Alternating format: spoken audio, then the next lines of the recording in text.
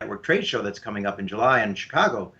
And then I said, well, I've submitted it for imprimatur. They go, oh, if you get the imprimatur, then you're in. So within Catholic circles, it certainly aids the cause in terms of respectability. And it's good. It's nice to always have a second pair of eyes or third pair of eyes, look at your book, make sure everything's okay, because none of us, I mean, the Pope's infallible, but it doesn't mean that, I mean, not in everything he absolutely does in his personal life, etc. But you know what I'm saying, that with regard to myself, it's, you could be faithful, but you can maybe not say something exactly clearly. And so it needs to be, it's a service that the diocese provides to Catholic writers across the country, dioceses across the country, the church provides. And so very grateful for that. And how do you decide which bishop you're going to submit it to for that review? In my case, it's usually where it's published in or where the writer is living. And in my case, it's one of the same, since I'm doing it through my own publishing house, Incarnate Word Media. And so that would be Diocese of Lansing for me in both cases, since I'm the publisher and I'm here too writing it. So I'm in Ann Arbor. I'm near Detroit. I grew up in Detroit. But Ann Arbor became part of the Diocese of Lansing 40 years ago, and it's just been a real blessing to work with them. Well, congratulations on the imprimatur, and so it's about the biblical roots of the Catholic Church. That is, I assume that since the title is "What Did Jesus Do," that among the things you'll say Jesus did was he founded the Catholic Church. Am I safe to say that? You are right on the mark, and we biblically back it up, because if we want to know what he would do, we should know what he actually did do 2,000 years ago, and the evidence from Scripture and tradition and magisterium, because as we know that sola scriptura is not going to work in practice, because you need a magisterium to interpret it, beyond the fact that God's word came through other means, unwritten tradition, as Council Trent would say. Therefore, I do make that point, and I also point out, as trying to appeal to skeptics and whatnot, the Catholic Church, there's a guy, Thomas Babington Macaulay, who was a Protestant historian in Great Britain in the 1800s, and he writes about how the Catholic Church was able to endure these many years, and he points out that there's no dynasty. He compares it to dynasties that exist, political dynasties in different countries, great dynasties, political ones, and how they've come and they've gone, and how the Catholic Church has been around since 1800 years. And he says, and it wouldn't be surprising that if some time from now that somebody from, I don't know if he said from Australia, is coming and on the ruins of the London Bridge, he's looking over at the ruins of St. Paul, that the Catholic Church itself won't be, enduring everything that we see now. So I just thought it was I had heard about it from a friend, and I just thought it would be very apt for what I'm writing, because it points out the Catholic Church's endurance. And I think, Si, if we were merely a human institution, we would have been out of business, A, because of the persecution from without, and or B, the, sadly, persecutions or imperfections, scandals from within. And the fact that we are continuing, that we do exist, that we do persevere, I think is a sign of our divine pedigree. I also make the point that Catholic anti-Catholicism makes the strangers of bedfellows, meaning that where else do you get Stalin, Hitler, ISIS, Bob Jones University, ACLU, Planned Parenthood, all of them together? And interestingly enough, if you ask the devil what he thinks, if he, in his, shall we say, rare moment of honesty, since he's the father of lies, he would tell you that the Catholic Church is his number one enemy, since the Church is Christ's divinely bound institution, instrument of salvation, his mystical bride. And of course, he wants just the opposite for humanity, the devil does. So again, they don't call it a black mass for nothing, because they don't look for ordinary grape juice. They look for the real thing, if you will. The ecclesiastical real thing, if I can borrow and baptize Coke. For those who are younger, Google the real thing, Coke, and you'll know what that was about. 888-318-7884 is the number. 888-31-TRUTH. Happy to take your call on any aspect of the life or faith of the Catholic Church. Our guest this hour, Tom Nash. And Tom, the book will come out in when? It should be by July 15th. All right. How about we try to get a call in before we go to the first break? That all right with you, Nick? I mean, excuse me. We'll go to Nick. I said Nick, but I meant Tom. We'll go to Nick in Pittsburgh, Pennsylvania, listening on Catholic.com. Nick, your question for Tom Nash. Hi. I just had a question, and I just wanted to make a disclaimer. I called a couple weeks ago, and I asked a similar question, but I realized I didn't word it right, so I'm calling again. So basically, the situation is I was talking to my pastor, and this is for those who would want to go to confession but can't because of the timing constrictions, and you might remember this. Let's say he said that you can make a perfect act of contrition and then receive communion, and I know that's correct. But so I'm hearing some people saying that just not being able to go would not count as the grave matter, which would constitute an perfect act of contrition. So I was wondering, is this true? And if it's not true, how should I approach my pastor with this, or should I just not say anything? Because his attitude towards that is kind of, you can go if you try, really want to go, which would count as your perfect act of contrition, if that makes any sense. Yeah, if one makes a perfect act of contrition, that's possible. But I think, you talk about a grave situation typically in in that case. If it's just a question of I'm going to be inconvenienced by one day or something like that, and it's not a life and death, that is a grave situation. I would hold off because it's true that it's possible one could make one, but one shouldn't presume upon that one is making one. I would just say it's good one can go to Mass and not necessarily receive communion, and hopefully people aren't going to gossip, and if they try to say something, so whatever, you can adeptly sidestep the question. But my point is that if there's no real urgent need, I would just wait a day or so, and it gives you something to think about and to yearn for receiving the Eucharist. I would wait, unless it's a grave situation, to not receive, and maybe wait a day or two until you can go to confession, or ask Father if you can go to confession after Mass, and then you can, you've gone to the Mass, you can receive communion at that point. That's another simple way to handle it. If Father's available for confession, then that could be done like that. So I've seen that done with people. So I think that's a way to get out of it if it's not a grave situation. Is that helpful? It is, but how should I respond to my pastor? Because his attitude is basically the antithesis of that. And I mean, he's I would say I wouldn't know if I'd say antithesis, because he did say if you have a perfect act of contrition. I would think that it would be helpful to point out that we're supposed to, I'm trying to think the exact place in the Code of Canon Law where it mentions about receiving, and I apologize not having it right off the top of my head, but that in a grave situation that you would go. And if not, then it would be best to wait. Okay, we got to go to a quick break. Nick, thank you very much for that call. We'll be right back with more Open Forum. Tom Nash is our guest. 888-318-7884 is our number. We'll be with you again in a minute at Catholic Answers Live. Bringing you the truth. Catholic Answers Live. The Jewish Sabbath or the Christian Sunday? What exactly is the Lord's Day? This is Tim Staples, and I'll give you the facts you need to know in the next issue of Catholic Answers magazine. Want to be sure to get your copy? Subscribe right now to the best Catholic apologetics magazine anywhere by calling 888-291-8000 or going to Catholic.com. Jimmy Akin on evaluating claims in the papal rumor net, Carlo Broussard on the likelihood of miracles, plus a very special look back at the history of the modern apologetics movement by our founder, Karl Keating. Just a few of the articles you can look forward to in our next issue. Don't wait another moment to subscribe. Call 888-291-8000 or go to the shop at Catholic.com right now to get subscriptions for yourself and those you love. Share the faith. Defend the faith. Catholic Answers magazine, from Catholic Answers, the most trusted name in Catholic apologetics. Catholic Answers Live is brought to you in part by CatholicSingles.com, the website for Catholics who want to meet others who share their faith and values for faith, fellowship, and love. You can learn more at CatholicSingles.com. Catholic Answers Live thanks CatholicSingles.com for their generous support.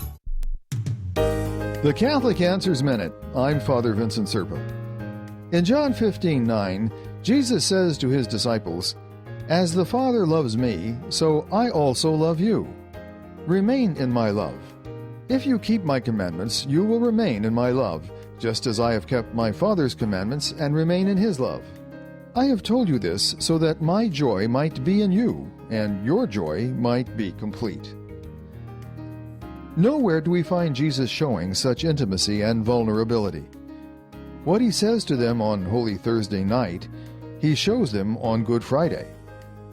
What he says to them, he says to you this very radio minute.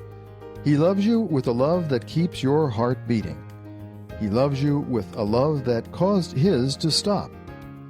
What are you going to do about it? What are you going to do about it?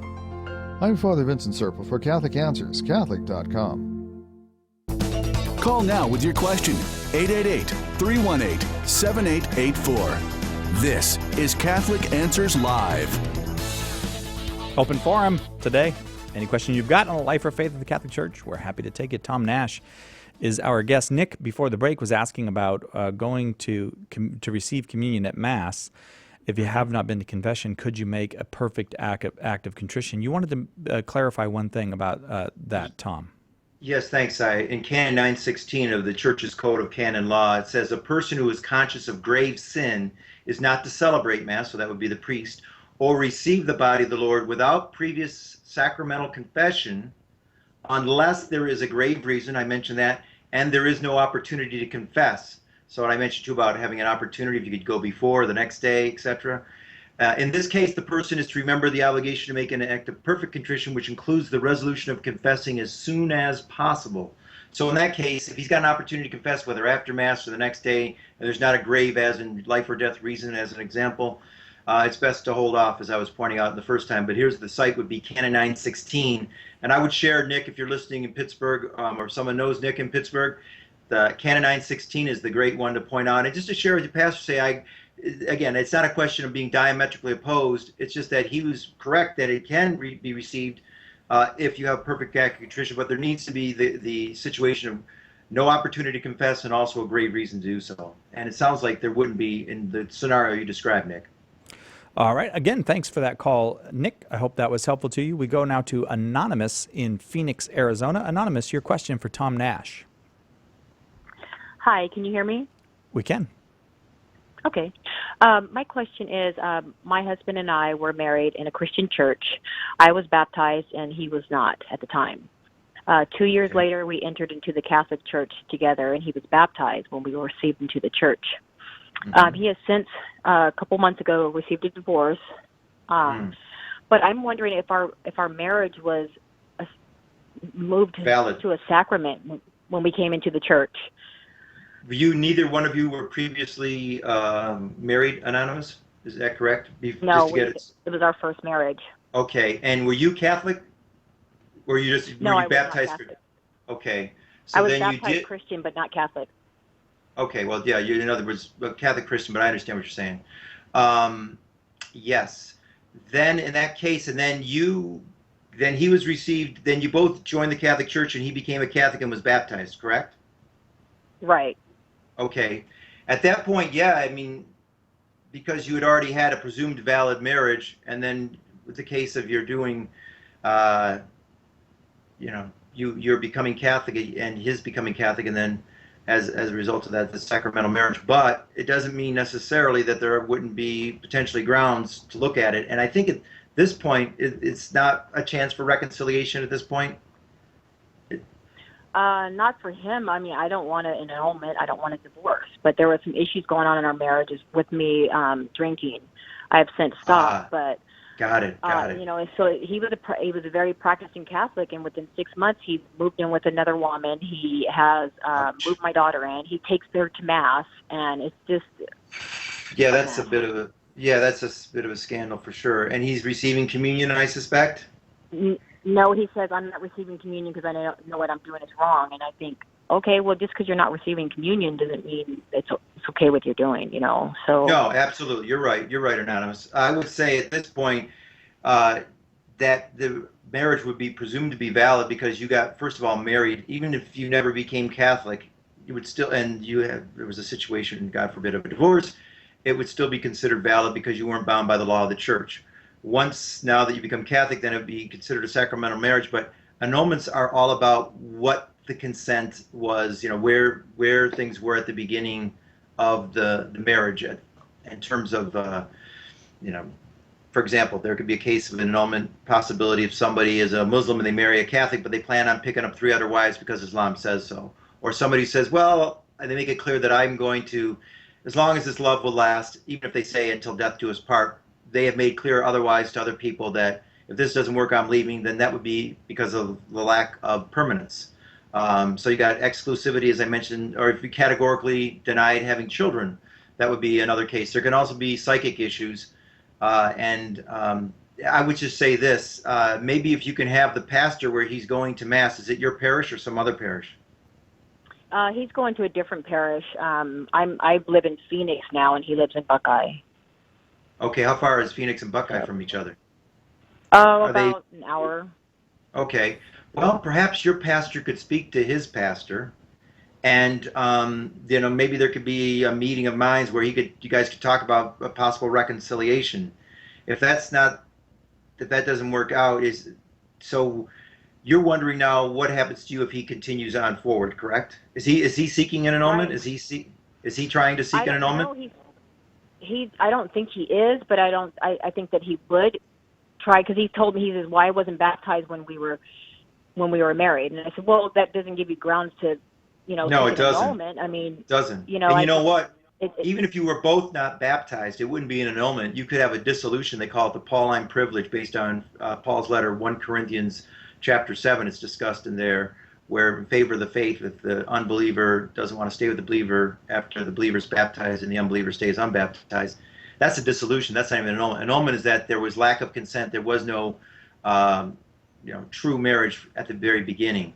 So just because, if he thinks that just because he wasn't baptized, he's off the hook, well, he has some canon law enlightenment coming to him. But let us see how, to think that it wouldn't be valid, no, that's not the case. I would suspect that a tribunal is going to have to look at this a little more closely. And I will say a prayer that maybe there could be a reconciliation, but in any event, God's will through this whole thing. And do you get to have custody of the child, your daughter? No, he has custody of her for now, and we're willing to, have 50-50 as long as he knows that I'm clean and sober, and that's going to be fine. But it's just that, he's moved her in with this woman and her 5 kids, and he's taken them to Mass as a family. And it's just... Yeah, I dare say, well, who knows for sure whether they're living as brother and sister, because if she's got 5 kids, I suspect she has had an annulment before or something. Has she been married, Catholic, divorced? I don't think she's Catholic, but she's had a divorce. Okay. Well, then that's 2 annulments that he would have to be concerned about. God have mercy. That's not a good situation, especially for all 6 of the kids if they're not living as brother and sister. And even if they are living as brother and sister, it's not a good thing, since they themselves are not husband and wife, and it's not giving them a good example. So I would speak to your pastor about maybe, speaking to the pastor in Buckeye, maybe there could be some kind of a conference discussion with you and your estranged husband, and see if there can be reconciliation. If not, then I would go through the tribunal process. But I will pray that somehow he might come to his senses, and seeing that you've done better with regard to the drinking, that he would see, hey, let's move forward on this. Thank you very much, Anonymous, for that call, and we will indeed keep you in our prayers. We have time for another call before the break, so I'm going to go to John, driving through Orlando, listening to EWTN on Sirius Satellite Radio. John, your question for Tom Nash. Hey, how you doing? I appreciate you getting my call here. The question is, if I was on a airplane flight, and I said perhaps going to Rome, it doesn't really matter, but there was a priest on board, and it was evidence that the plane was going to crash. But is the priest allowed to give everyone that was Catholic on board the last sacrament, or could he do a mass confessional without, you wouldn't have time to each individual? Yeah.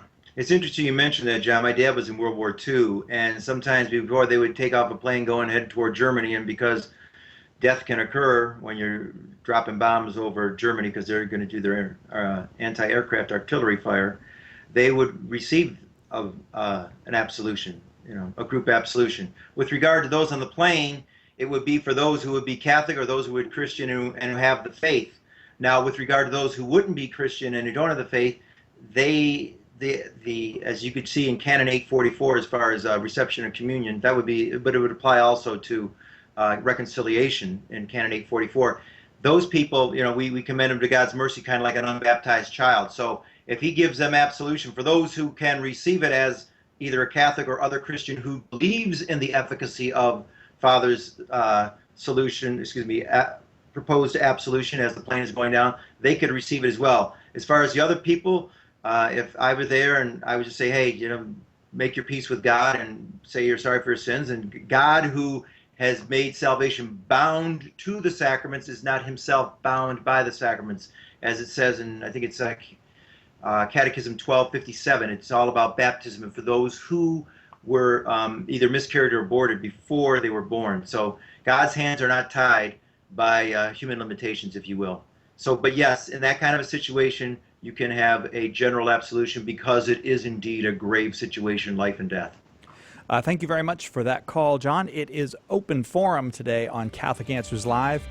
Any question that you've got on the life, the history, the moral teaching of the Catholic Church, we are happy to take that call. You do not have to be Catholic to call.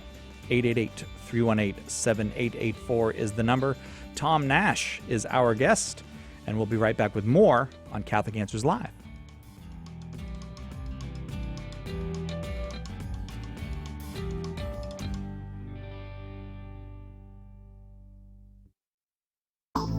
Every question is important. Ask yours today on Catholic Answers Live. Hey guys, where were you when you had your deepest conversations about God and faith and life? Well, if you're like me, you were probably sitting up till all hours drinking coffee in an all-night diner with your best friends. Hi, I'm Deacon Jeff Drzymski, inviting you to relive that experience right here in the luxurious corner booth of the Catholic Cafe.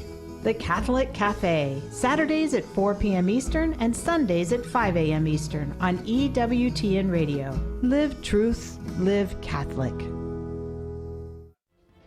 As legend tells it, 500 years ago, a disaffected Augustinian priest nailed his 95 Theses to the door of the Wittenberg Cathedral. The evidence that he actually did this is pretty thin, but Martin Luther's objections to Catholic teachings concerning purgatory and indulgences set off a series of countless ruptures that the Church suffers to this very day. The faithful Catholic wants to be God's instrument in healing these ruptures, but may not know where to begin.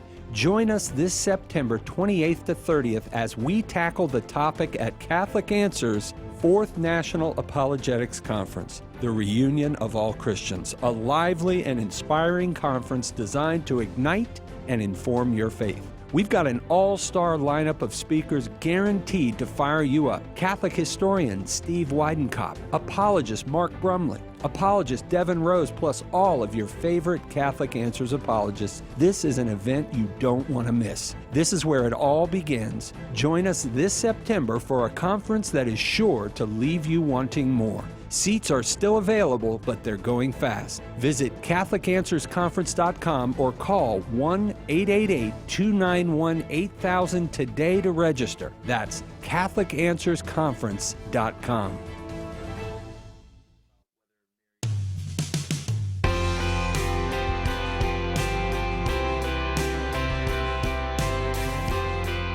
Welcome back to Catholic Answers Live. 2 hours of open forum today. If you want to get in the queue, do it now because the lines do fill up when we are having open forum.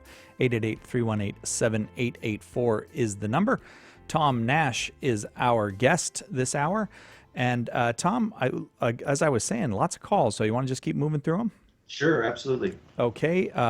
Marino in Roy, Utah, listening on Immaculate Heart Radio. Your question for Tom Nash. Hello, God bless you both. I have a quick question. I was wondering if suffering and hunger and being tired is the consequence of original sin, and I'm thinking of Jesus and Mary, if they wept and if they got hungry, is that, if they were sinless, is all of that a part of a consequence of original sin?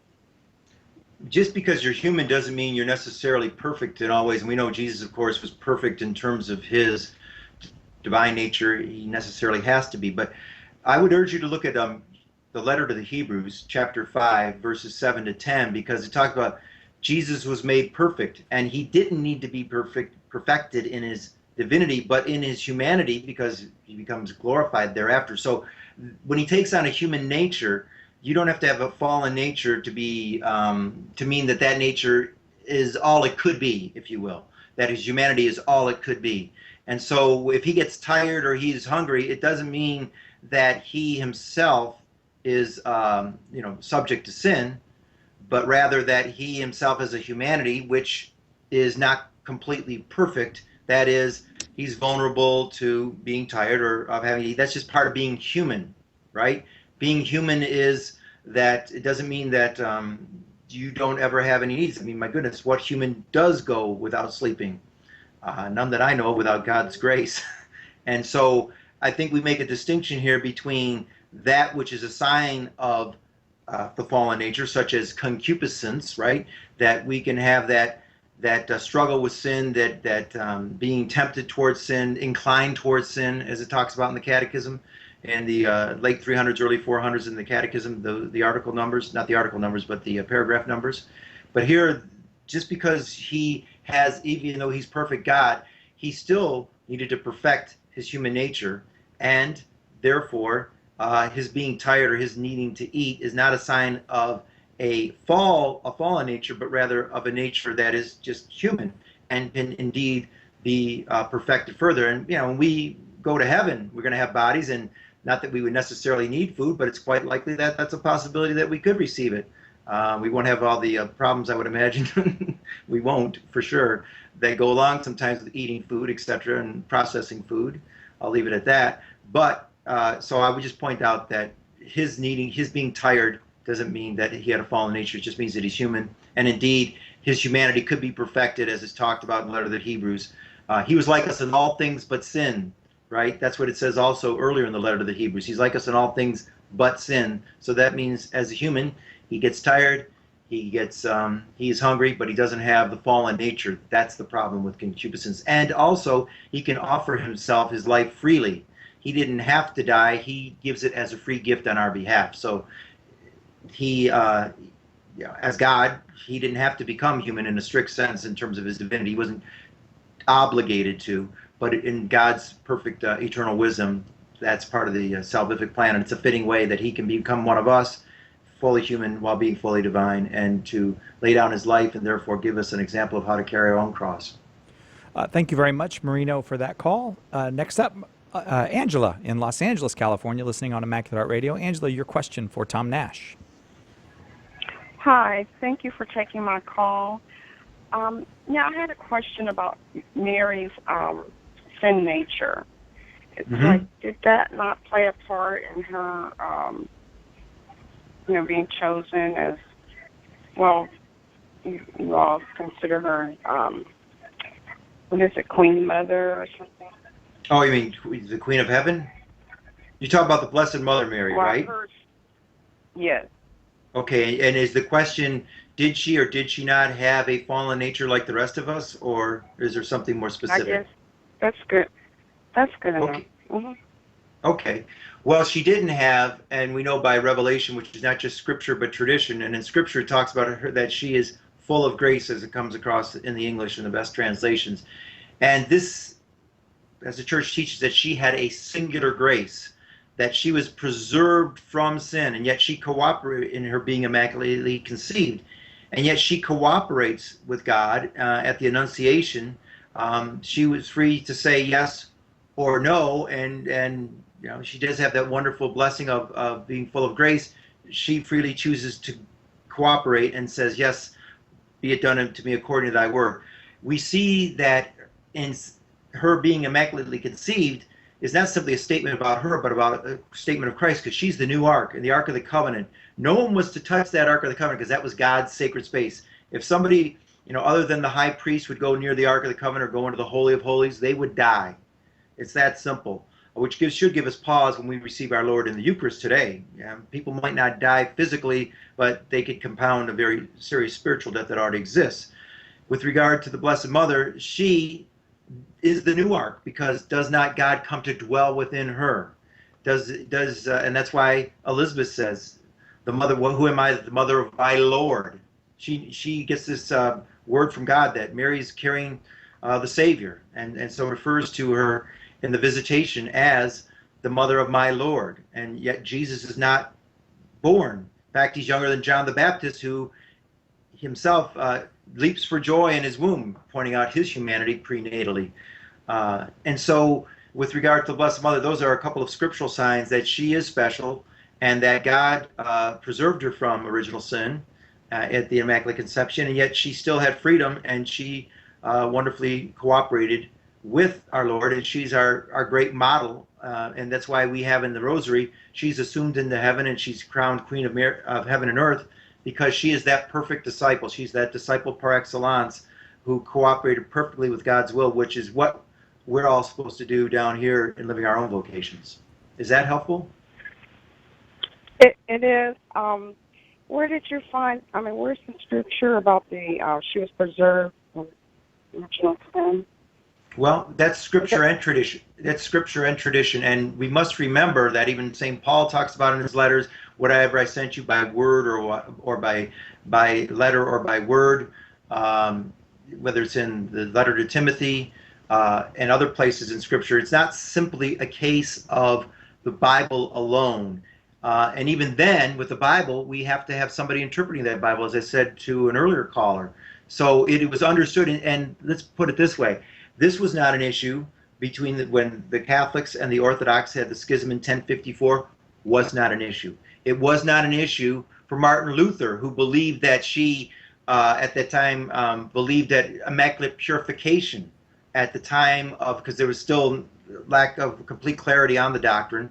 But he even believed that was, they didn't pray to the Blessed Mother, but all of the first reformers, the main reformers, Calvin and Luther and Zwingli, had a high regard for the Blessed Mother, thought that she was ever virgin, that she is the Mother of God, and then in variations, some of them with regard to her Immaculate Conception and Assumption. So this was not some big hot issue. Praying to Mary was, but not that she was preserved, that she was ever virgin, and then also that he believed on a variation of her, of the Immaculate Conception, with that as being the Immaculate Purification. Thank you very much, Angela. Angela has left us, but thank you for that question, Angela. We have folks watching on Facebook, YouTube, and Periscope, Tom, and from time to time they type in a question for us. I wanted to share one from Debbie in Australia on behalf of her husband, Tom.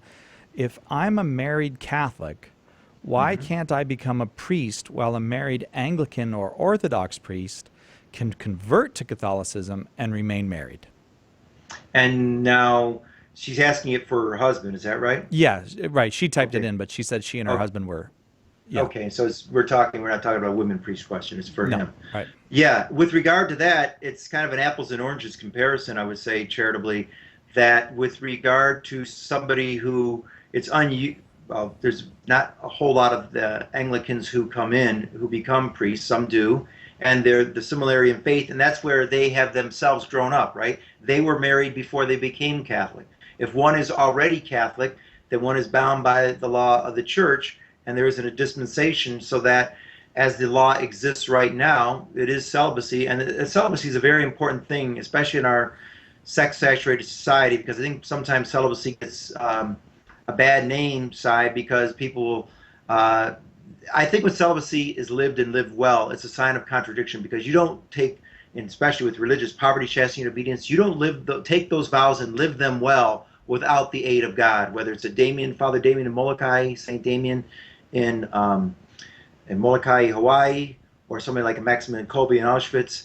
These people had a tremendous relationship with our Lord, particularly in the Eucharist. So with regard to, it's a question of a law, that he himself, the law is for a Catholic, is bound by the law of celibacy. Now, Eastern Rite, they can be, but you get married before you become a priest, and as opposed to after the fact. That's for Eastern Rite. They can't become, and then the married clergy don't become bishops, so they prize celibacy too in the Eastern rites. With regard to somebody else, it's this person wasn't a Catholic, they were already married, this is their livelihood, right? They've been an Anglican priest, and now they might have a family, And so this is their livelihood, and their faith is in many ways similar, though crucial differences between Catholicism and Anglicanism or Episcopalianism.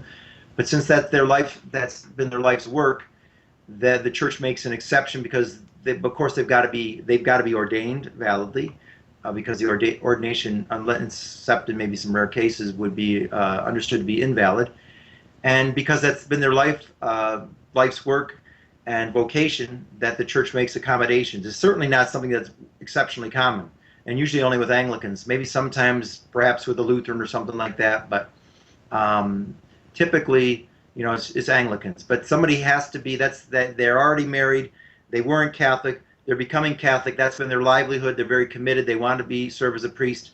That's the exception, whereas somebody else who had the opportunity to become a priest, that the church is saying, if you have this calling, we would say that God is going to give you the grace to live a celibate life. People say, can the church change that? Yes, but it's not something that would ever be changed lightly. That is celibacy, or making it optional. And thank you very much, Debbie and Tom, for that question on Facebook. And recently, Tom Nash, we did an interview with an Anglican priest who became a Catholic priest, and now we have the ordinariate here in the United States, and the ordinariate of the chair of St. Peter. So I would I would direct the listener and perhaps that questioner to, if you can go to Facebook, you can go to Catholic.com, Focus. And when you find Focus under the audio tab, you can hear that complete interview on the lots and lots of Anglican groups coming in. And I think that's another aspect of it, that the priest sometimes comes with the group of Anglicans that are coming into the church. We got to take a quick break. We'll be back with more Open Forum with Tom Nash right after this on Catholic Answers Live. This is Harry Connick Jr., and you're listening to Catholic Answers Live. Hi, this is Trent Horn, and I'm here to remind you about a very special event that you're going to want to save the date for. This September 28th to the 30th, we'll be hosting our 4th annual National Apologetics Conference here in beautiful San Diego, and this is one conference you're not going to want to miss. The theme is the reunion of all Christians, and we've got an all-star lineup of speakers guaranteed to fire you up. Catholic historian Steve Weidenkopf, apologist Mark Brumley, apologist Devin Rose, plus all of your favorite Catholic Answers apologists. For almost 4 decades, Catholic Answers has been engaging our separated brethren in charity to bring them to the fullness of the truth. Join us this September for a lively and inspiring conference designed to help you play an active part in the reunion of all Christians. We've got lower prices than ever before and a beautiful venue in San Diego, California. You don't want to miss it. Seats are still available, but they're going fast. Visit CatholicAnswersConference.com or call 1-888-291-8000 today to register. Wouldn't it be great to have a book to give to anyone to explain exactly why Catholics believe what we believe? The good news is that now there is. Why We're Catholic is the groundbreaking new resource by apologist Trent Horn. That one book you can hand to anyone as a starting point for helping them find their way into or back to the practice of the Catholic faith. Don't miss out on the most important, life-changing book to come along in years. Order your copies of Why We're Catholic today by calling 1-888-291-8000, visiting the shop at Catholic.com, or asking for it at a good Catholic bookstore near you.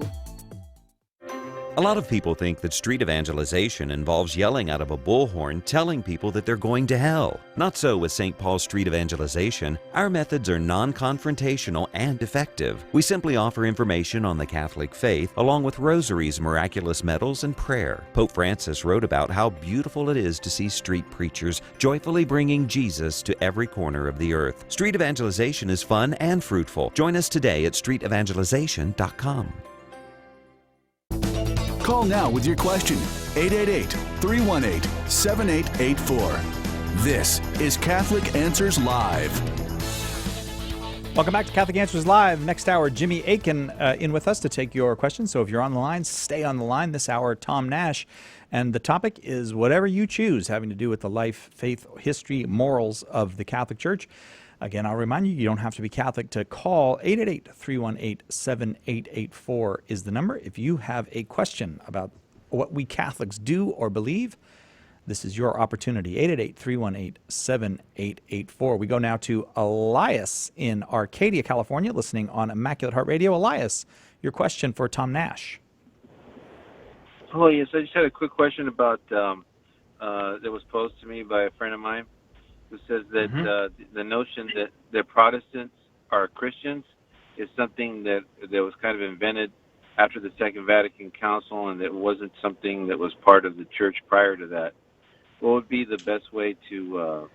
Sounds like he's saying that, yeah. Well, no one ever said that Martin Luther stopped becoming a Christian. We would say that he's guilty of heresy, but he was, of course, he was baptized as a Catholic and was a Catholic priest. The church has always, your friend is mistaken. And so when he says separated brethren, in other words, he's saying that we refer to them now as separate. Actually, separated brethren is a term that predates the Council of Vatican II, and not something that came with the Council. And the church has never said that Protestants are themselves not Christian. Baptism makes a Christian. Of course, submission to the Holy Father makes one to a Catholic, in the magisterium, in full communion with the church. So he's mistaken. If I would say to him, could you show him any document from Trent which says that Protestants are not Christians? We could talk about different things about salvation and all that, but the fact that somebody, just because, of course, one is a Christian doesn't mean they're guaranteed heaven necessarily. If you die in a state of grace, etc., you certainly would. But there's nothing in Council of Trent that says anything that Protestants are not Christian, that their baptism is invalid. If we're talking about the Jehovah's Witnesses or the Mormons, like the Congregation for the Doctrine of the Faith has spoken on in recent decades, the Mormons, for example, that it was pointed out that because they don't recognize the Trinity, that their baptism cannot be valid. They don't recognize that Jesus is the eternal Son of God. They don't recognize the Trinity, three persons, one God.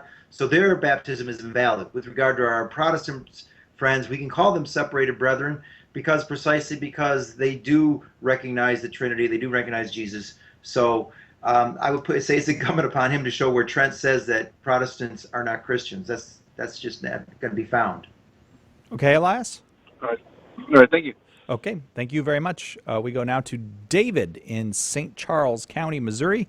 David, your question for Tom Nash. David? No? Sometimes I think it's that I pushed the wrong button, but then I didn't push the wrong button. Linda in Youngstown, Ohio, on Living Bread Radio. Your question for Tom Nash. Yes, sir. My question is probably very much related to a question from a few moments ago about the Immaculate Conception. My very good friend is Greek Orthodox. His brother is a Greek Orthodox priest. And we have some lively debates about exactly what the Immaculate Conception is. I maintain that if Mary was conceived without original sin so that she could be a pure vessel to hold Jesus during his gestation. Evidently, the Greek Orthodox view is that the Jesus is the Immaculate Conception by virtue of the Annunciation. When Mary said yes and was infused with grace at that point. So how can I strengthen my defense? Yes, there is a view, well, no doubt that Jesus was immaculately conceived, as we said earlier, because he's God and he couldn't help but be conceived, even if he was conceived by within the womb of a woman who was touched by original sin. He's impervious to sin, being God. Impervious in terms of that he would be adversely affected in sense of that he would have a fallen nature, or it's crazy. People say, well, Jesus didn't sin. He could have sinned, but he didn't sin. Well, if he could have sinned, if he was vulnerable to sin, then it shows that he's not God. Because if you're vulnerable to sin, then you are therefore showing your lack of divine perfection. With regard to the Immaculate Conception, it is true that some of the Orthodox, that they would say that they would call it, as I mentioned earlier, the divine or the Immaculate Purification, that Mary was cleansed, if you will, in preparation for the conception of Jesus. So, and that is an older view. I think you can point out that she's full of grace, and it point out that she was full of grace in Scripture, and it's the Church which is taught this way, centuries and centuries, that she is perfectly as again, it's not so much a sense or a statement about her as it is about Christ, that she becomes a fitting vessel for Christ. And somebody say, well, you get that same effect if she's purified right before she conceives Jesus.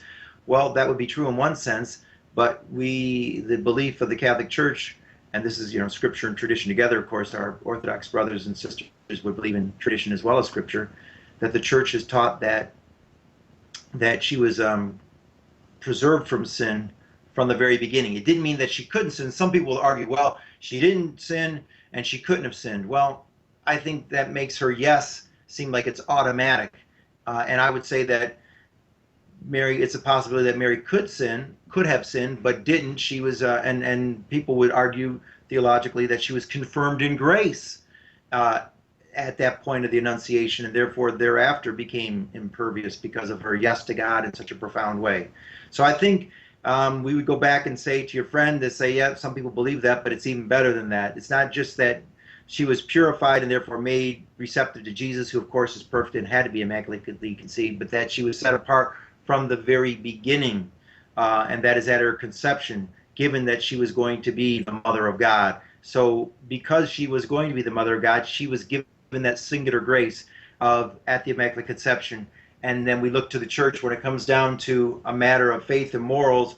We look to the Church which has existed for 2,000 years, and you have clarity, not simply ecumenical councils that our Orthodox brothers and sisters rely on, but indeed that we have a Pope and that he has the keys, and that not only applies to discipline, but indeed about doctrine. And so we can, when that was the doctrine, the dogma of the Assumption was proclaimed in 1950 by Pius XII, we can be sure that God, overseeing his church for 2,000 years, was overseeing and clarifying, making it abundantly clear, I should say, to the faithful that the Blessed Mother was indeed immaculately conceived. And that goes to her conception and not simply her purification at the Annunciation. Thank you very much, Alexis, for that call. We go now to Mexico City. Emily, listening on Catholic.com. Your question for Tom Nash. Hi, my question is about offering up, kind of the nitty-gritty, the how-to. How do we embrace the crosses in our lives? Does that just mean that then I shouldn't complain about it? Should I not then look for ways to improve a situation that I want to offer up? And also, how do we offer up good things as opposed to crosses? What should I say? What should my attitude be? Yeah, I think it's a great question, Emily, and I think that with regard, if something can be remedied, we don't want to just have a fatalistic, masochistic kind of approach to suffering. If something can be alleviated, including physical problems, then we should do that. We should try to, a woman is not obligated to face beating by her husband, God forbid, that is the situation. But can she stay together with him through adversity? Yes. But she doesn't have to be, one does not have to put up with suffering no matter what the case is, that one can seek remedy. However, there can be some physical things, or maybe have some vulnerability to clinical depression, where we learn to say, okay, God, this is a difficult situation. Or maybe you're a Christian in a very non-Christian country. Lord, I think we always have to be asking ourselves each day, Emily, Lord, how can I see your will in my life in this situation? And get the counsel of friends, to get the counsel of a good spiritual director, priest, or some other good faithful friends who know you and that can offer input. It doesn't mean you can't ever complain, because we all need to get things off our chest and talk about them. But it's important to be attentive and to surrender and not to despair, that sometimes maybe somebody isn't going to be healed the way they want to be, or they're not going to have some burden in their life removed, to say, Lord, how can I carry this cross? If I can alleviate it, great. Show me where I can improve it. Show me how I can bear this cross if it's going to continue, so that I could do so joyfully. You mentioned about good things. Well, of course, if there are good things that are happening in our life, we can just be thanking God and being joyful. But what we can do is like Maximilian Kolbe, right? Example of him, I mentioned him earlier. In Auschwitz, hey, he probably didn't want to be in that death camp, but he not only was in the death camp, but he offers his life for Francis Guy Nietzsche. Lord, how can I serve you? He had one defective lung, should have been one of the first people dead in Auschwitz. He ends up living 14 days with nothing.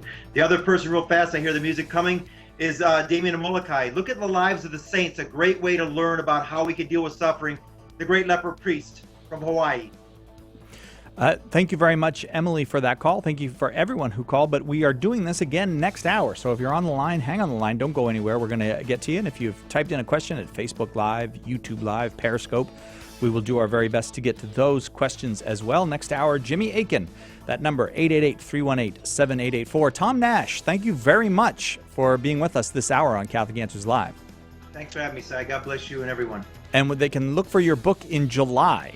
Yeah, mid-July. What did Jesus do? That's it.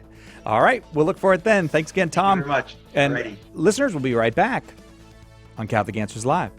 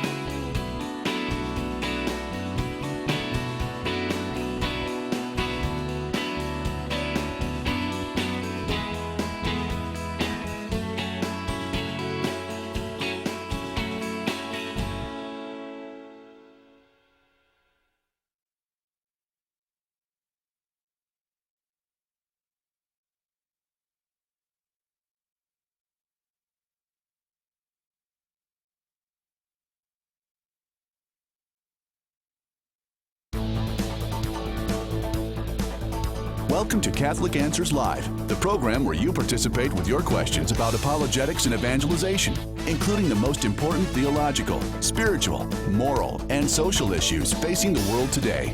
Call now with your question for today's guest. Toll free 1-888-31-TRUTH. That's 888-318-7884. Now, from San Diego, Catholic Answers Live. Welcome back. Second hour of Catholic Answers Live. Open forum today. Open forum means any question you've got on the life, faith, or history of the Catholic Church, maybe on Catholic morals, maybe on how Catholicism intersects with other religions or interacts with other religions. Any of those are fine. 888-318-7884 is the number. Again, you don't have to be Catholic to call. 888-318-7884. Our guest this hour is the author, most recently, as far as his big tomes, he's writing all the time, but of A Daily Defense, 365 Days plus One to Become a Better Apologist. He is senior apologist here at Catholic Answers. Jimmy Akin, how are you? I'm doing okay. How are you, Cy Kellett, radio host? I am very well, thank you. And can I ask you about your health at all, or I'm just anxious to hear? Why would you do that? Because I've had some concerns recently. Okay, go ahead. Don't want to leave the audience hanging. How's your eyeball? Now that it's been raised. Yeah. So what Cy is referring to, and people will know this if they've been following me on Facebook, I have had some problems with my left eye. This is why I was wearing sunglasses the other day on the show, because I'd just been to an eye doctor and had my eyes dilated to check this out. I suffered, am in the process of suffering what's known as a vitreous detachment. Our eyes have this vitreous jelly in them. As we age, it shrinks away from the eyeball, which can pull on your retina and tear it, or even cause the retina to detach. And I've suffered some tears in my retina, and the doctor has done some laser and cryosurgery on them to repair them. It's okay so far. Fortunately, they don't affect my vision, which like a retinal detachment would. That's what we're trying to avoid, is a retinal detachment. But I'm in a period of about 4 weeks. I'm a little more than a week into it, where I'm vulnerable to these as the vitreous detachment happens. And so I would very much appreciate people's prayers that it all goes well and that I don't end up with a retinal detachment and so forth. If I do, there are still things I can try to help that.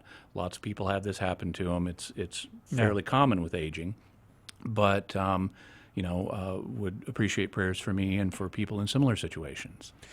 I'm impressed with your with your toughness. I feel like if this happened to me, I'd just call in and I can't come in today. But you're like hours after they've done these procedures, you're just here in the building.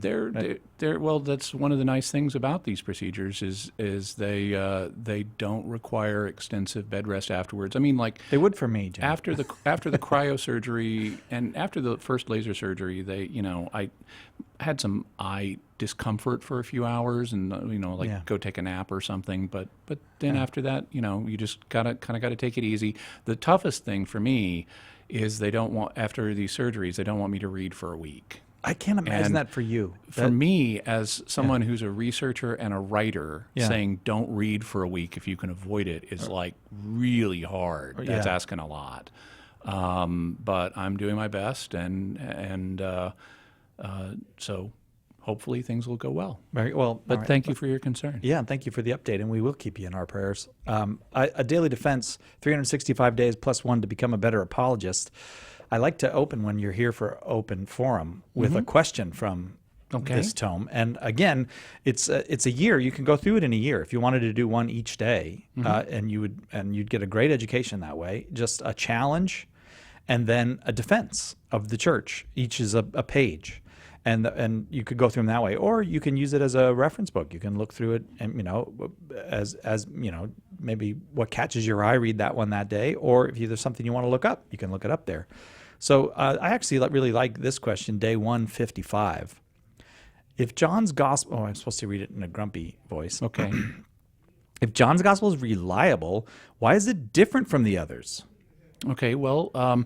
John's Gospel is somewhat different than the other Gospels in a couple of respects. One of them is John has a different literary style than the synoptics do. And also, John doesn't have as much overlap in the events of Jesus' ministry as the synoptics do among each other. The synoptics are Matthew, Mark, and Luke. The kind of tentpole events in Jesus' ministry, like the baptism by John at the beginning, the crucifixion and resurrection at the end, those are still there. But other than that, a lot of the information in John's gospel is not recorded in the synoptics and vice versa. So there are a couple of reasons for these differences. First, in terms of style, every author has his own style. You know, if you, and this is something if you read Catholic Answers products, you know, a Jimmy Akin book is not going to read like a Tim Staples book. You know, Tim and I have different styles. Yeah. In the same way, John has a different style than Matthew, Mark, and Luke do. And Matthew, Mark, and Luke, in fact, they have their own styles, but because they're using a lot of the same information from each other, they're borrowing stories. Matthew and Luke, in particular, are borrowing from Mark. They have a commonality of style in addition to the content.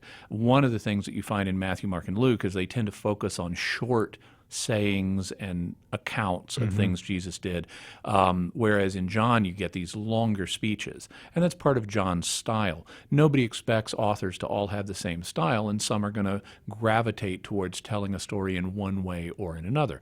That doesn't mean they're not both fundamentally representing what happened accurately. You could, for example, have someone writing a book about FDR, you know, Franklin Roosevelt, former president of the United States, and focus on speeches that he gave, big, long speeches. Right. Or you could have someone giving short anecdotes about things that happened in his life. Right. Doesn't mean either one of them is more accurate than the other.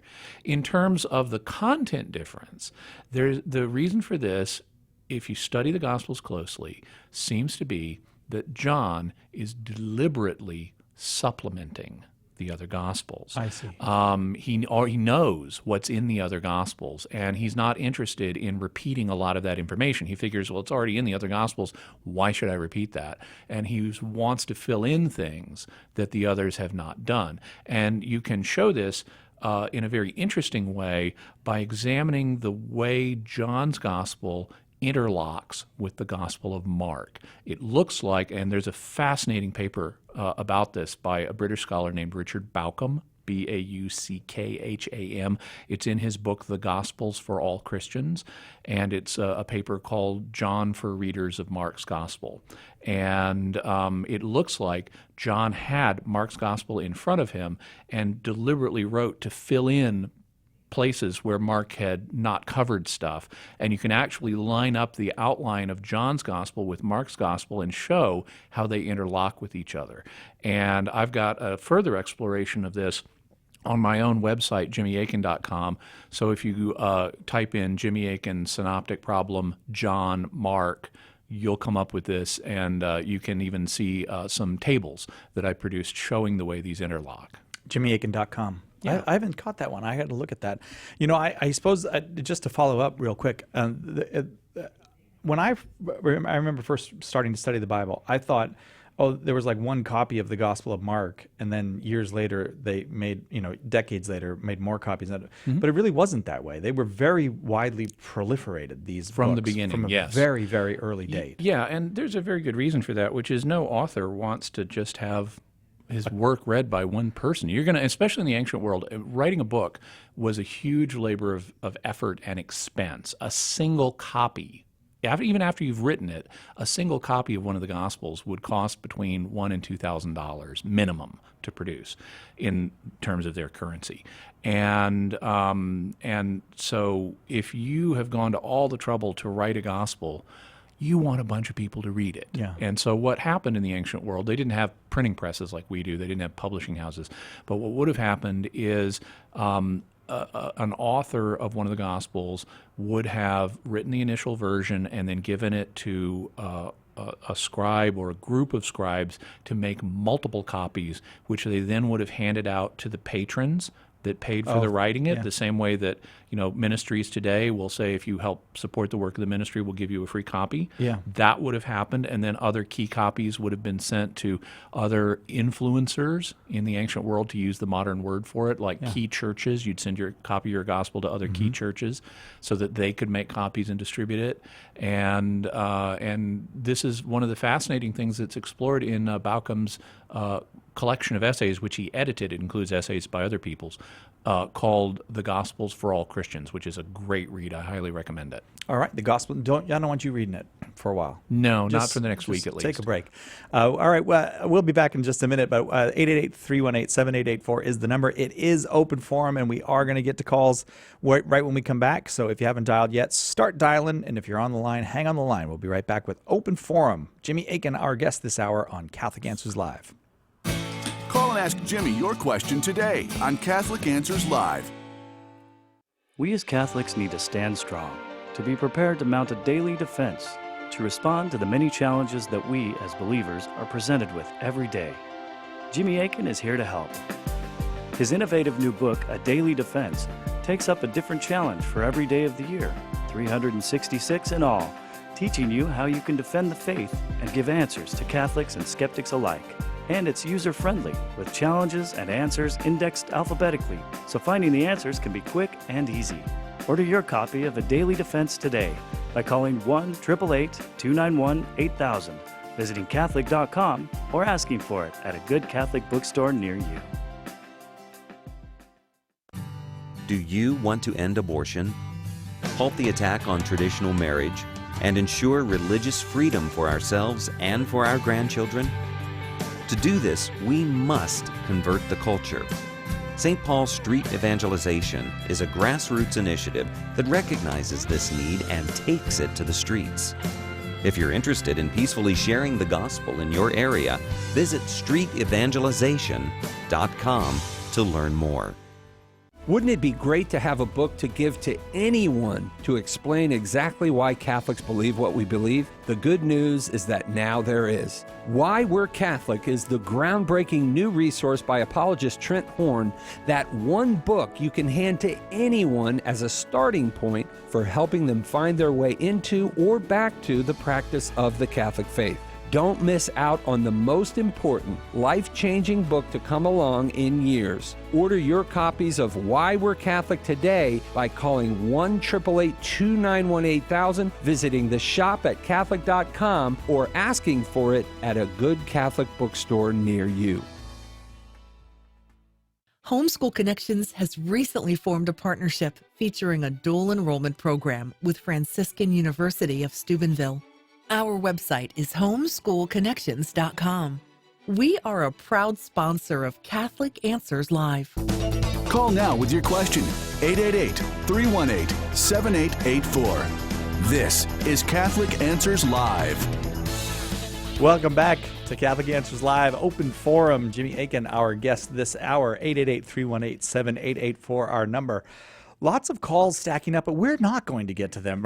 I shouldn't have put it that way. I'm sorry. We are visited now by our president, Chris Check. Hi, Chris. Hello, Cy. Hey, Jimmy. But on the break, we were talking about your swimming that you're getting involved in now. Yeah.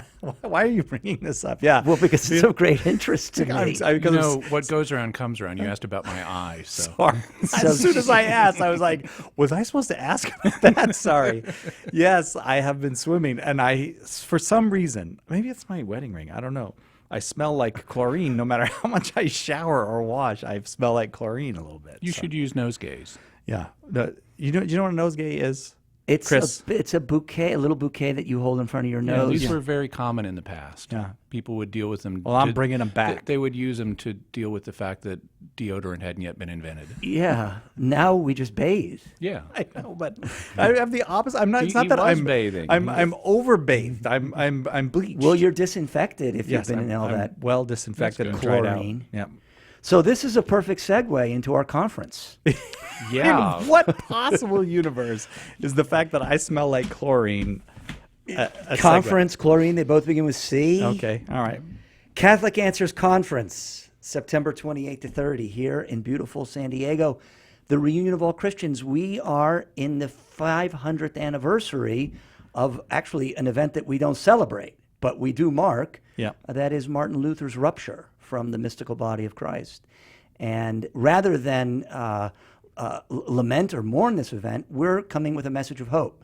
The reunification of all Christians. And that's the theme of our conference. And we've got Mark Brumley from Ignatius Press coming, Steve Weidenkopf, historian who was just on the show, regular guest on the show, Devin Rose, who's written a book about how to help your friends across the Tiber, and also the whole Catholic Answer speaking team, including Jimmy Akin. What are you going to be talking about on the conference? I'm going to be talking about the theology of the Reformation, and in particular, I'm going to be talking about how the doctrine that started it, it was not, as many people may not be aware, it was not the doctrine of faith alone. It was not the doctrine of Scripture alone, two common Protestant teachings. It was another subject entirely. Don't tell. And then, I won't. And well, then, you have to come in September to find out. And then I'm going to talk about how that led to faith alone and Scripture alone being major Protestant teachings. And then I'm going to talk about how there has been a degree of convergence and actually some unity rediscovered regarding some of these matters. And so that hooks into the sign of hope regarding the reunion of all Christians. Praise God. Very good. I should say a couple things. One, that we have the early bird pricing, but you said the other day that anybody who gets does the early bird pricing is also getting a Catholic Answers cookie. If you go to the Facebook page, you can see what that Catholic Answers cookie looks like. So there's an extra bonus thing. You can imagine what it tastes like. I'll just hold that under my nose, then I won't smell like chlorine. Early bird special pricing special pricing is happening now through July 2nd. So you can get your tickets. Seats are limited and are going fast. They are, and the conference registration price for both the full and partial conference is lower than last year's. The hotel room rate is cheaper than last year's. The hotel is lovelier. It's a nicer hotel. And parking is way, way, way less. There's every practical reason to come, and in addition to all the theological and spiritual ones. Do you want to know what the early bird prices are? Yes. Full conference, $195. That's for 3 days of a conference. Right. That's $195 for 3 days. That's a whale of a deal, and that includes receptions and dinner. And if you just do the talks only, $95. If you do the talks only, do you still get the cookie? No. What? No, you get talks only. Okay. Oh, well, that would follow, wouldn't it? Yeah. I guess it's self-explanatory. No, you're just getting the talks. If you do talks only, however, you do get the live broadcast of Catholic. It's always clumsy saying this. The live broadcast of Catholic Answers Live. Yeah, right. Right. Live from the conference. Sounds like that was invented by the Department of Redundancy Department. Right. And that is always a blast. We take questions right there from the studio audience, and it's a great time. Well, I'm coming. I know that. You have to be there. You're the master of ceremonies. Okay. I believe master of ceremonies should get a cookie too. Well, if you get the early bird pricing, you will. Now we know why you have to do all this swimming, Si. Cookies. You ain't kidding, Chris Check. Also, getting prepared for the cruise. I'm scared to fall off the boat. CatholicAnswersConference.com. Folks, seats are going fast. I look forward to seeing you in September. Thank you very much. Thanks, Chris gentlemen. Check, our president, Jimmy Akin. How about we just go straight to calls? Let's please. Alexis in Santa Monica, California, listening on Immaculate Heart Radio. You are on with Jimmy Akin. What's your question? Hi, Jimmy. I'm just calling regarding a question that a young man answered on the previous episode, and it applies to me right now. Okay, I didn't hear the previous episode, so I can't comment directly on what was said, but I can help with your question. Sure, and sorry if there is a bad connection. I'm in my car. That's okay. I'm driving. So it's regarding receiving the Eucharist and being in a state of mortal sin, and then being able to go to confession afterwards, but still receive. Okay. I asked my priest if, I'd confessed, and he said that I could still go and receive the Eucharist. Now, to me, if you had not been trying to confessed. research. Pardon? If you had not confessed, he said you could go and confess afterwards. Is that it? Yes. Okay. And so I know, like, in the previous episode, which obviously you didn't hear, somehow, like, Canon 916 was mentioned, and I'm not fully versed in that, but I do know that I thought that you had to be in a state of grace, and, like, I know that missing Mass, which I had done on a Sunday, is a mortal sin, so I'm not in a state of grace to receive, and then for me to be able to then go and go to confession after doesn't necessarily make me inclined to go to confession. What if I just received the Eucharist and then don't go to confession right away? You know what I'm saying? Okay. Well, I don't know exactly what your priest said, but if he said exactly what you communicated, he misspoke. You're correct that in order to receive communion, a fundamental condition for that is you need to be in a state of grace. If you're not in a state of grace, you cannot go to communion, period. That's that and being baptized are the two most fundamental conditions for receiving communion. Having said that, it is possible to go to if you've committed a mortal sin, to be restored to a state of grace prior to receiving the sacrament of confession. That's done through what theologians refer to as making an act of perfect contrition. Perfect contrition, it's not perfect in degree, it's perfect in kind. It's the kind of contrition or sorrow for sins that you have when that sorrow is based on supernatural love of God. So that you say to yourself, God is all good and all holy, and what I did was contrary to God's holiness, and I repent of that. I wish I hadn't done that. I'm not going to do that again. I'm going to try to rely on God's grace and not do that again, because God is all holy and all loving, and I want to be a person of holiness and love and be pleasing to Him. Okay, so when you've made an act of perfect contrition, you're at that point restored to the state of grace, and that means it's possible in principle to go to communion at that point, but under ordinary circumstances, you're still not supposed to until you go to confession. And one of the reasons for that is because if people just started going to say, well, I made an act of perfect contrition, so I'm going to go to communion, they would be disinclined to go to confession afterwards like they're supposed to. And we know it's Jesus' will that they go to confession because He set up the sacrament of confession. So so ordinarily you're not able to go to communion unless you've gone to confession after you've committed a mortal sin, even if you've been restored to a state of grace. So the way the code reads, what the Code of Canon Law says, is that a person who's conscious of having committed a grave sin, meaning a mortal sin, is not to receive the body and blood of the Lord unless they have gone to confession or there is a grave need for them to go, and they've made an act of perfect contrition with the intention of going to confession as soon as possible. So that's what actually is required in the code. If there's a grave need and you've made an act of perfect contrition with the intention of going to communion, to confession as soon as possible, then you can go ahead and receive communion. But those three conditions need to be fulfilled. And if they're not fulfilled, then you can't go to communion. In terms of what happens if you don't go to communion, to confession afterwards, well, it depends on how much at fault you are for that. If you were, unable to go physically, let's say you showed up to go to confession and the priest wasn't there, well, then that's not your fault. You still will want to go as soon as it's reasonable to do so. And if you, on the other hand, if you say, I got communion, I'm just not going to bother about confession, well, then you're neglecting something very grave that you know to be Jesus' will, and that's going to constitute a new grave sin, because this is a serious obligation you have. So that would be a general sketch of the principles involved, and I hope that helps, Alexis. Yeah, thank you very much. I appreciate it. I have a lot more clarity on that, and I can edify myself further on my own. I guess it was 916 that you were mentioning where I could read about that? Yes, Canon 916 will help you out, and the surrounding canons will also fill in additional principles. Thank you very much, Alexis, for that call. Jimmy, if I may, what about fasting? It just came to me while you were talking, and I forgot to fast. Okay. Under ordinary circumstances, so the discipline on fasting is that under ordinary circumstances, the faithful need to fast for an hour before receiving communion. Note that that's before receiving communion, not before Mass. Right.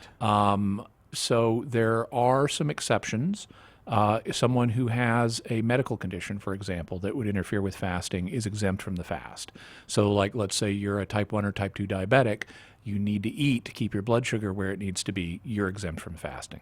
Similarly, a priest who is celebrating more than one Mass in a given day after the first Mass is exempt from the fast for subsequent Masses. But merely I forgot is not a sufficient excuse. And then you could still go to Mass, but you just don't present yourself. Exactly. You can go to Mass, you'll fulfill your Sunday obligation of going to Mass, but you don't have a Sunday obligation to receive communion. So you would need to not do that in that case. All right. More calls for Jimmy Akin on this open forum day here on Catholic Answers Live. When we come back, 888-318-7884 is the number. We'll also try to take some calls from Facebook Live, YouTube Live, or Periscope when we come back in just a minute on Catholic Answers Live. Catholic Answers Live. We've all heard the phrase, the new evangelization. In previous centuries, missionaries would travel to foreign lands to evangelize, but today's missionaries are more likely to focus on fallen away Catholic neighbors or relatives. But what about the old evangelization? The 2 millennia of Catholic missionary efforts by the likes of St. Paul, St. Augustine of Canterbury, St. Francis Xavier, and most importantly, our Lord himself. We must not forget the methods they used to spread the faith to the farthest reaches of the world. Our situation may be new, but the essentials of evangelization always remain the same. In his new book, The Old Evangelization, How to Spread the Faith Like Jesus Did, author Eric Sammons provides a practical guide to putting these essentials into practice in everyday use in your interactions with family, friends, co-workers, and even fellow parishioners. Order your copy of The Old Evangelization today by calling 1-888-291-8000, logging on to the shop at Catholic.com, or asking for it at a good Catholic bookstore near you. Robert Hugh Benson's masterpiece, Lord of the World, is in a word, prophetic. Originally published in 1907, it depicts a world where religious doctrine is not tolerated, euthanasia is practiced widely, and the leader of the world is a benign-looking politician intent on the destruction of religion in the name of truth. Author Dale Ahlquist said it best: whether or not Monsignor Benson's picture of our future is accurate, the fact is his picture of our present is chillingly accurate. Recommended by Pope Benedict XVI and Pope Francis, Lord of the World is a must-read. Order your copy of Lord of the World now by calling 1-888-291-8000, visiting Catholic.com, or asking for it at a good Catholic bookstore near you. Tomorrow on EWTN Radio, Catholic Connection with Teresa Tomeo. Catholic Connection is a daily live call-in program covering news throughout the Catholic community and a wide range of social issues and how we can make a difference. Catholic Connection with Teresa Tomeo airs weekdays at 9 a.m. Eastern, 6 a.m. Pacific. And after Catholic Answers Live today, Raymond Arroyo covers a wide variety of political and cultural topics of interest to Catholics and other people of faith on the world over with Raymond Arroyo right here on EWTN Radio.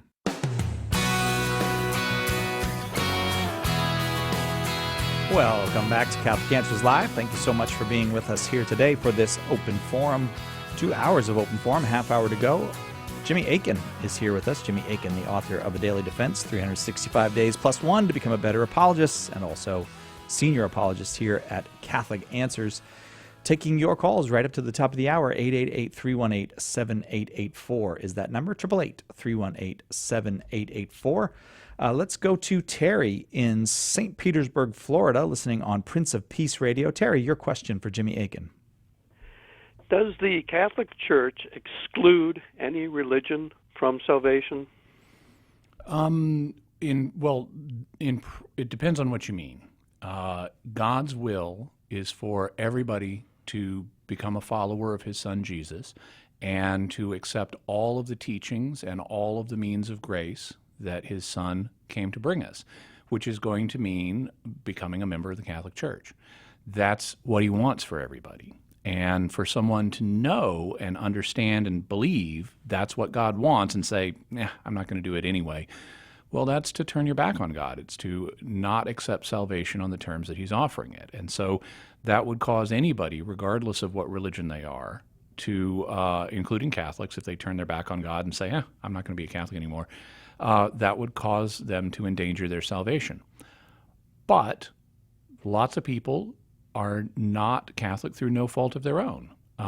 They may have been raised a certain way. They may never have encountered the evidence that would tell them that this is God's church or that this is what God wants of them. They may not have had the opportunity to join it yet. And so God understands in those situations that it's not a person's fault that they're not in the situation that he would want them to be in. And so he's not going to hold them accountable for that. And so in principle, as long as they otherwise live up to the grace that they've been given in their life and are striving to do what they believe they should be doing based on their conscience as it's been formed by their life experiences, and they're trying to live a life of goodness and grace, well, in those circumstances, God can make salvation available to a person of any religion or of no religion. So the key isn't per se, what religion are you a member of? God wants you to be Catholic, but if you're not, through no fault of your own, and you're otherwise living up to the grace you've been given, you'll still be saved no matter what religion you're in, or even if you're in no religion. As long as you're otherwise living up to the grace that you've been given in your life, God will still make salvation possible for you. Does that address your question, Terry?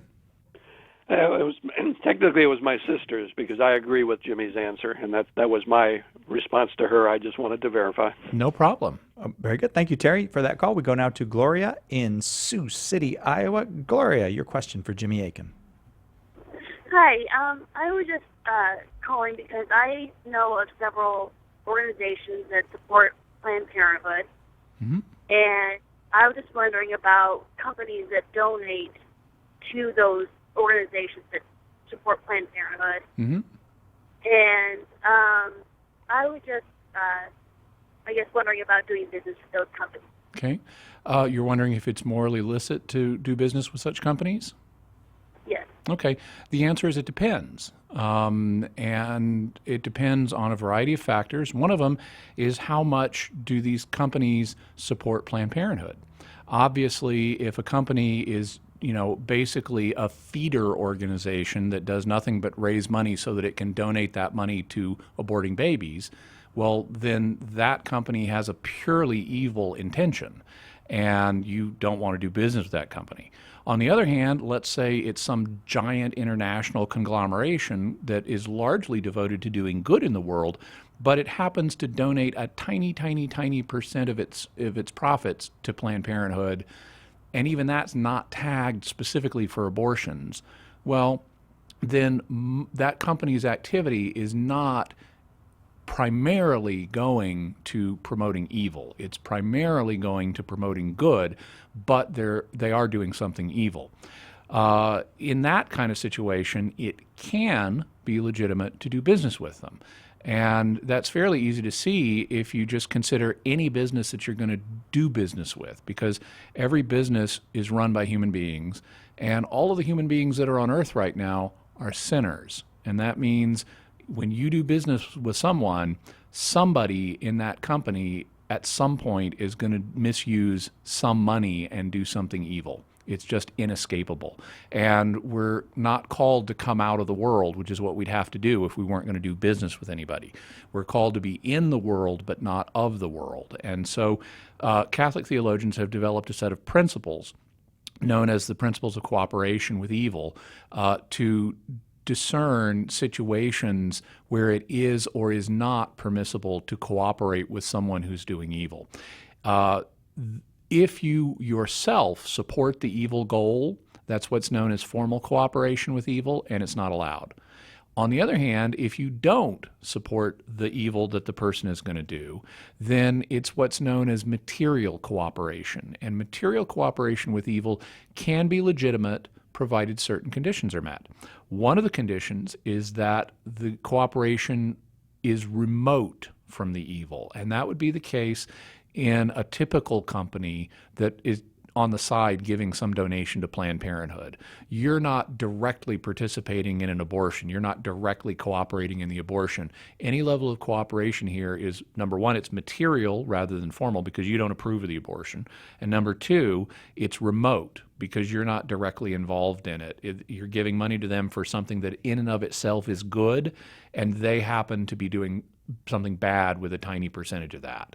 So it would be remote and material. And as long as then you're getting some kind of commensurate benefit, some good is happening. Let's say, you're ordering a book from some company or a pizza, or you're getting telephone service or whatever it may be, you're getting that good. That's an actual good. The book, the pizza, the TV service, those are all goods.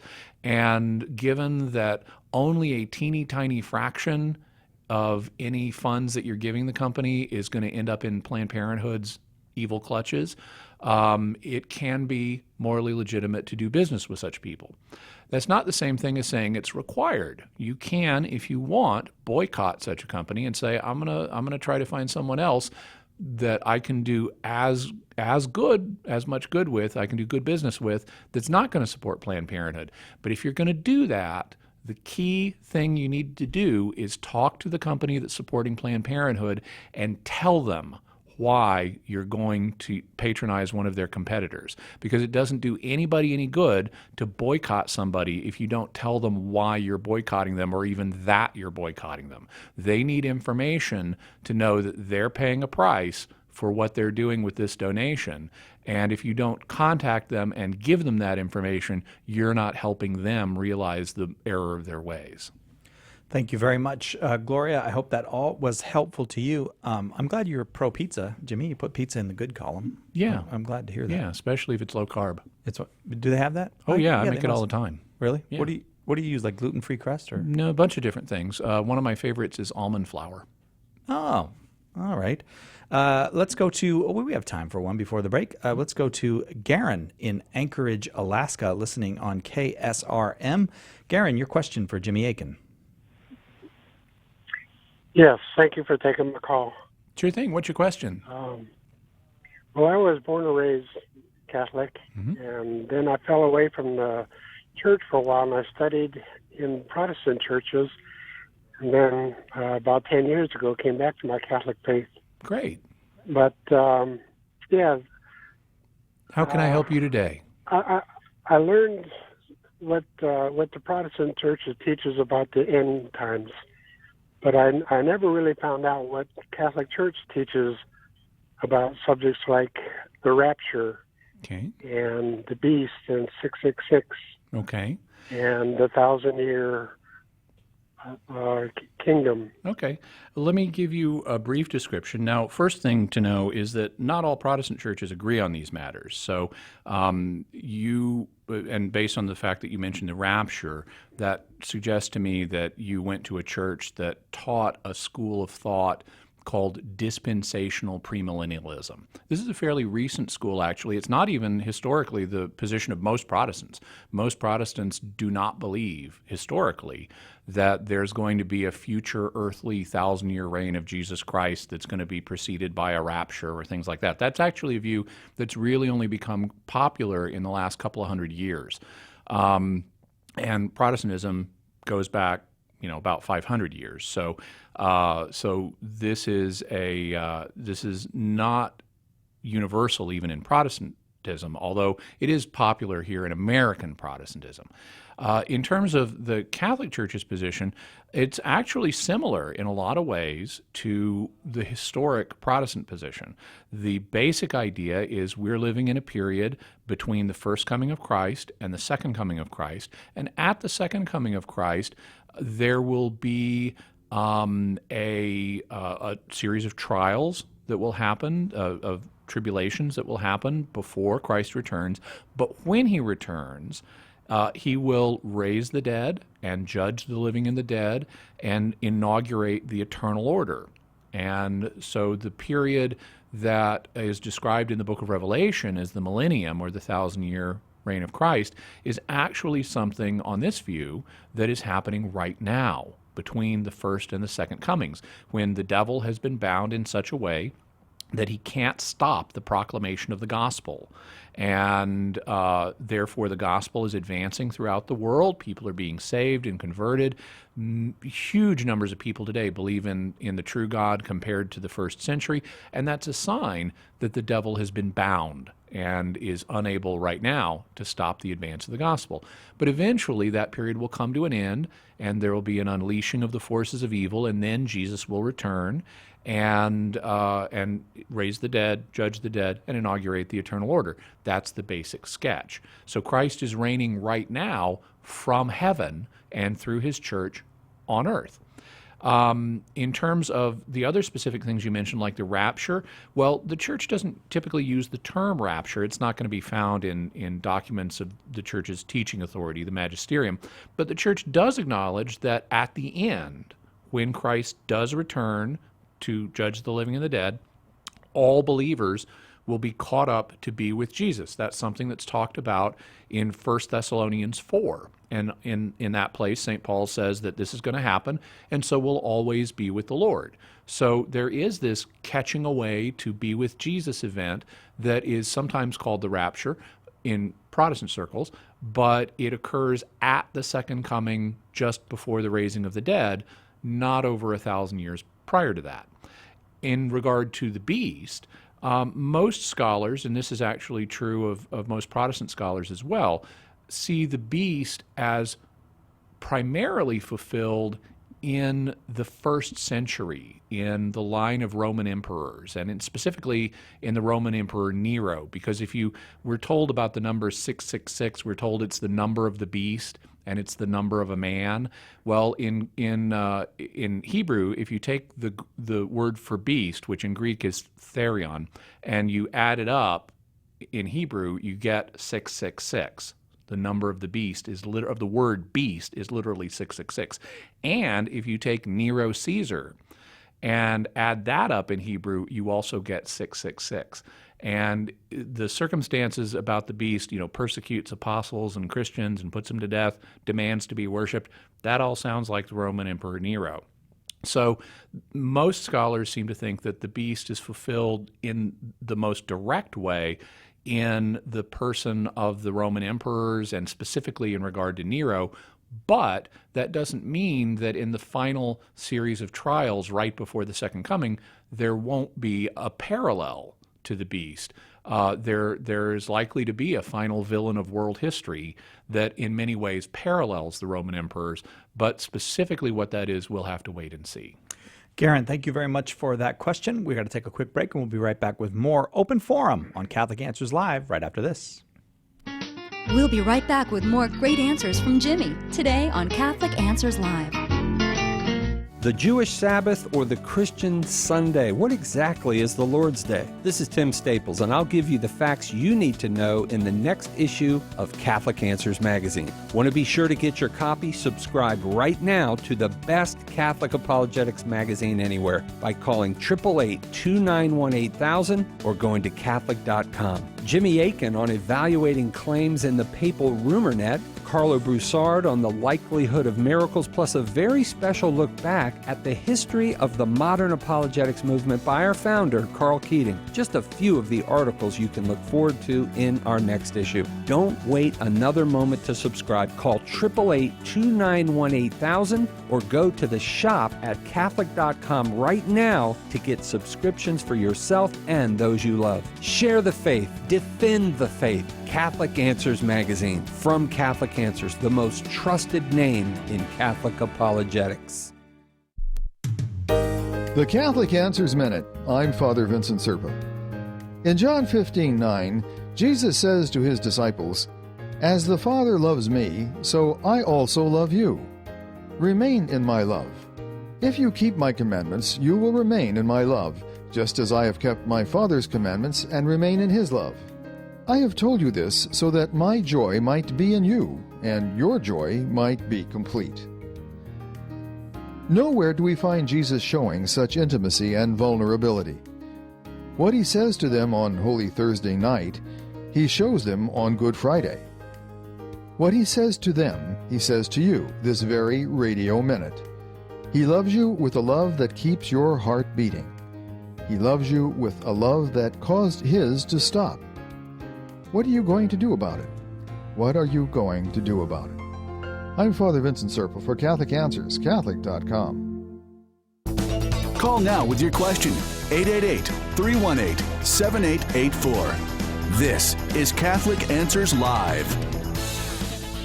Open forum today on Catholic Answers Live, taking any question you've got on the life, faith, history, or morals of the Catholic Church. Jimmy Akin, our guest, and I'm going to go pretty quickly here to Mark in Las Vegas, Nevada, listening on 970 AM Immaculate Heart Radio. Mark, your question for Jimmy Akin.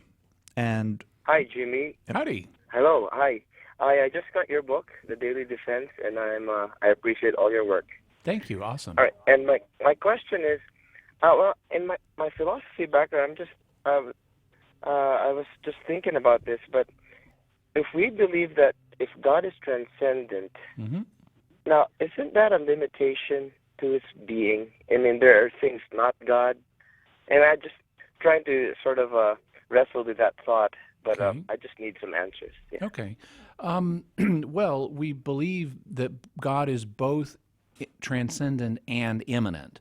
And for people who may not be familiar with those terms, the term transcendent means that God is not the same as the created world.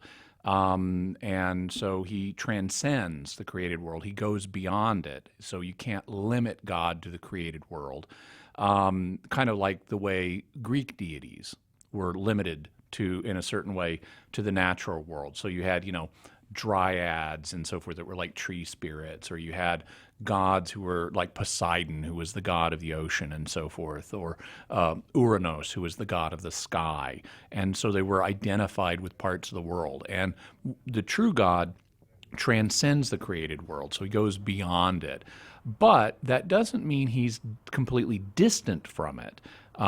He is omnipresent. He's everywhere. And so in addition to saying that he transcends the created world, we also say he's immanent in the created world. He's present in and to the created world.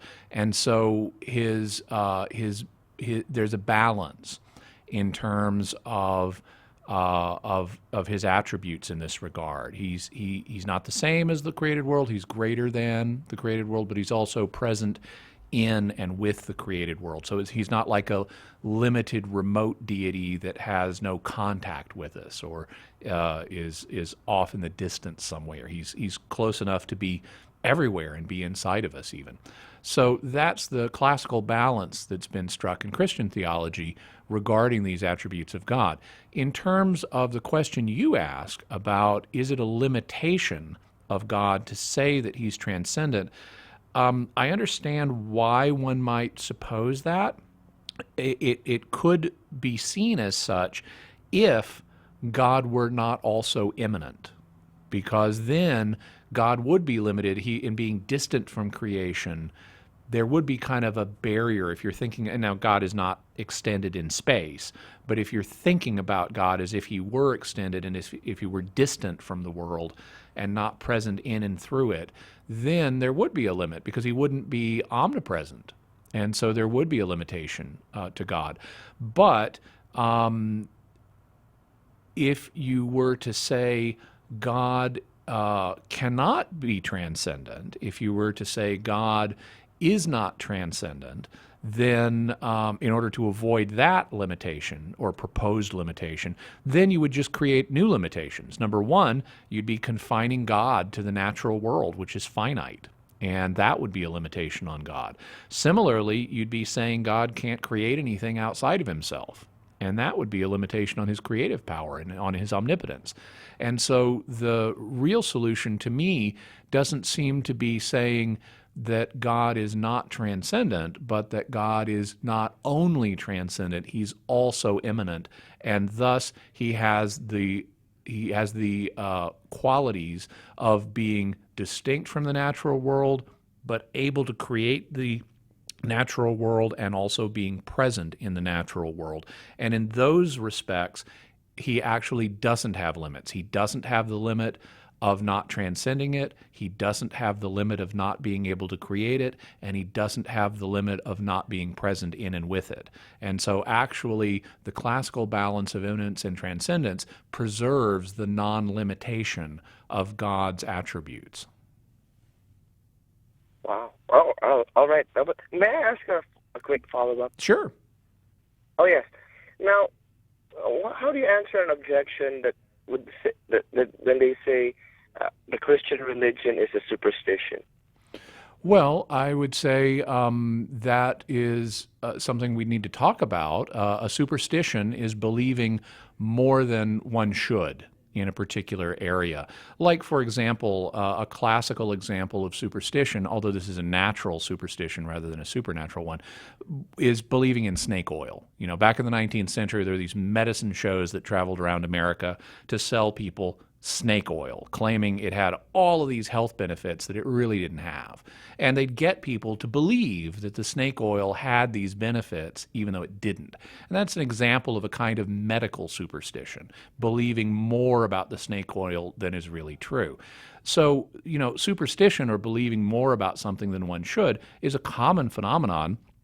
And if one wants to say that that's what Christianity is, that it's attributing too much belief about something that's essential to the Christian message, you know, that's something that's can be a legitimate subject of discussion in apologetics, but you can't simply make the charge.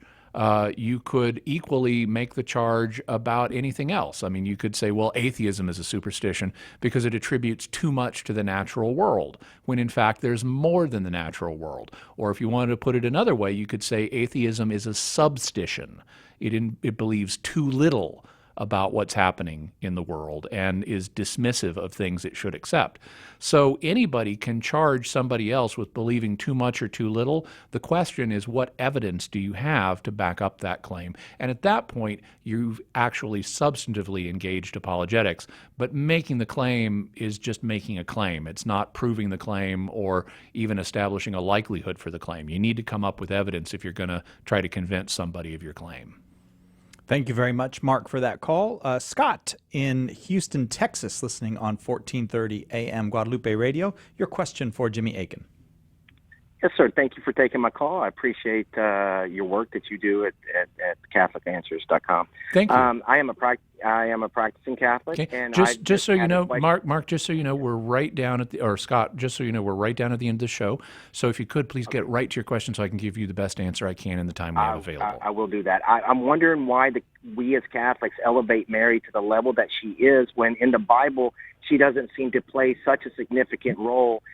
To the fact that even Jesus tells Peter he's the greatest human. And I'll hang up and listen, or I'll just listen on the background. And, I know Okay, here we go. So the reason that we elevate Mary in a different way than what we see in the New Testament is because Mary's been elevated. The Gospels are about a period in Mary's life where she played an extraordinarily significant role. She was the mother of the Messiah, but she herself was still in her earthly life. She was living in a non-glorified state, and so she hadn't yet been elevated to heaven, and that has implications for the way we honor her. It obviously makes sense to honor her after she's been elevated to heaven in a different way than before then.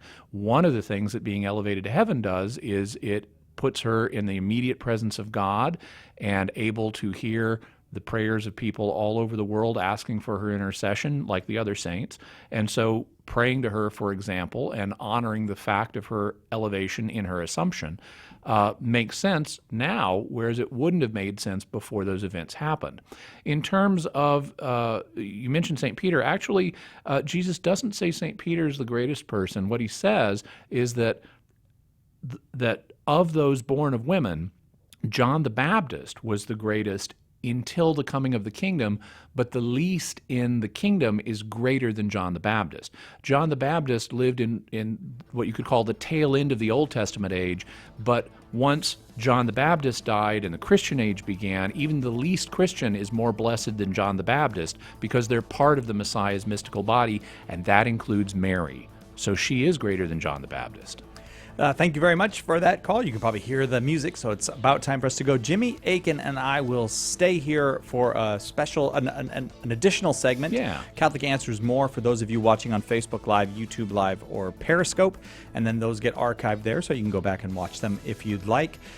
Jimmy Akin, thanks so much for being the guest here today on Catholic Answers Live. Thank you for being the host, Psych Elliott. You got any surprises up your sleeve for me on Catholic Answers More? Nothing major. No? Nothing you're going to sing or anything? No, I wasn't planning on it. Okay. All right. Thanks, everybody, for joining us today on Catholic Answers Live. For those of you that are hanging around, we'll be with you in just a minute on Catholic Answers More. See you tomorrow on Catholic Answers Live.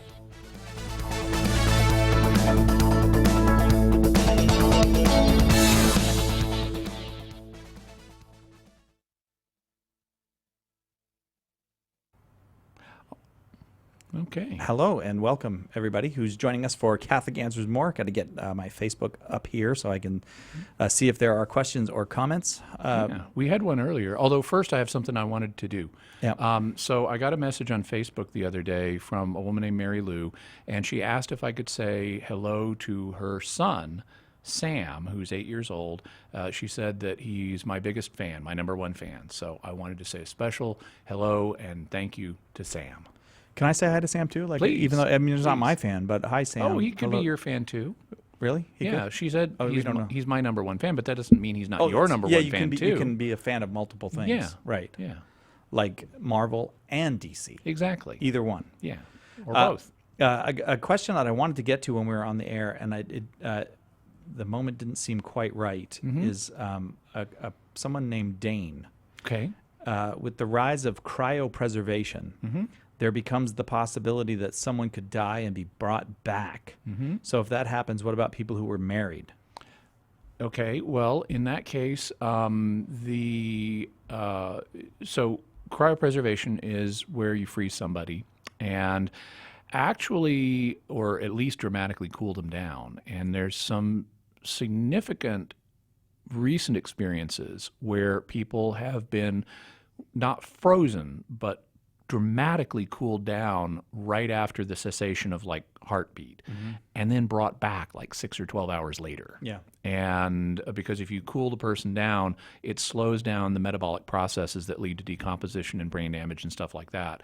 And so actually we may be able to suspend people for significantly longer than we have been able to up to now and bring them back at least over the period of a few hours, maybe even a few days. If you actually freeze somebody, totally, you're going to cause significant brain damage because our brains are not designed to be frozen. And people who are into this kind of cryopreservation are hoping that in the future it'll be possible to reconstruct the neural pathways in your brain and then restart the rest of your body. But it's after all this damage has been done. Yeah. And so that these different things, these different forms of cryopreservation affect the question of, have you really died differently? And that affects the question of, are you still married differently? So in the case of simply cooling someone so that their brain is not actually falling apart and those neural pathways aren't disintegrating, and then bringing the person back, they never really died. They were hibernating. And so that person is still going to be married. If it were possible to freeze somebody for an indefinite period and without destroying their brain and bringing them back, then presumably it would just be an extended hibernation.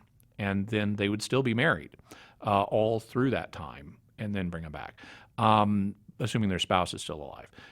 If, though, their body is being damaged in such a way that their neural pathways are gone and they have to be reconstructed, even if there some stored memories in there or something that can be reconstructed, it looks like the person maybe really did die. And if you were able to repair somebody and bring them back at that point, then it would seem, and this is theological speculation, but it's the nature of the question I was asked. Yeah, it was a speculative question. It would seem to me that the most likely explanation is the person really did die. They weren't just hibernating. And what you have now is a new person made out of biological matter that was previously in someone else. And you've reconstructed a set of memories and a personality for this person that resembles the original, but isn't actually the original person. It would kind of be like if I chopped you into little bits and then put you back together. You know, you're not really the same Psychellid. This is the famous transporter problem from Star Trek. You're not really the same person if you're totally taken apart and put back together. You may look and think and talk like the same person, but you're not really the same person. You're a transporter clone. Yeah. And so, so I would say that if someone's brain, you know, totally falls apart or substantively falls apart and has to be put back together, then they're probably a cryo clone. Rather than the actual person. In that case, if they are a cryoclone, they're not married to anybody, no matter who they were married to before. I like that. I like those kind of questions sometimes. Yeah. Because you got to kind of find out where the boundaries are. Yeah, and it helps you get to the underlying principles. Right, exactly. That's exactly right. I've heard of children. I think children are actually more amenable to this than adults are. Like a child will fall into a frozen lake, for example. There's kind of human hibernation reflex. And it seems like we may lose some of that. Or maybe it's just that we lose the plasticity that you have as a child. It could be the plasticity. It also could be body size that's playing an effect relative to lungs, because you may have more oxygen stored in your lungs as a child relative to your body size than you do as an adult. Could also be just they have a better reflex. By the way, I have a question here that was screened from YouTube. Okay. So why don't we... I didn't know we had that. I must have missed it. Sorry. My bad. V. Reams on YouTube asks, is leaving a negative review on Yelp committing a sin of detraction? I would say that the answer is not a straight up or down. In principle, the answer is no. First we need to define detraction. Detraction is unnecessarily sharing information about somebody that is detrimental to their reputation. And so if a business is operating in a way that does a disservice to their customers for the money they charge, or that even is just substandard but is okay given the money they charge. If you give them a fair review on Yelp or any other review service, that's not in principle detraction. That's helping other customers understand the experience they're likely to have. And that's actually a service to other customers. So, I don't think there's a problem in principle here. If you are unfair, though, like if you said, oh, I had terrible service, and you don't mention the positive aspects, like, okay, but I got what I paid for. You know, it was inexpensive, and so it was worth the money. Yeah. Well, then that's a problem if you're not being fair. If you're only giving negatives when, in fact, there were positives, like it was cheap or it tasted good or there were other positives, even if the wait staff was rude or whatever, whatever the negative is. If you're being fair about it, then you're okay. If you're not being fair about it, or if it's just some minor thing that's going to be taken out of proportion by other customers, like let's say the wait person was a little rude, but that was the only bad thing in an otherwise wonderful evening. And you put in caps, and all you caps put at the top. rude wait person. Yeah. Well, okay, you're misleading the audience at that point, because even though what you said may have been accurate, the audience is going to take it in a different sense than a fair and balanced review that gives them an accurate picture of the experience they're likely to have. Two things. Well, I have a question here that I want to give to you because it's about you. But sometimes, do you ever feel that you?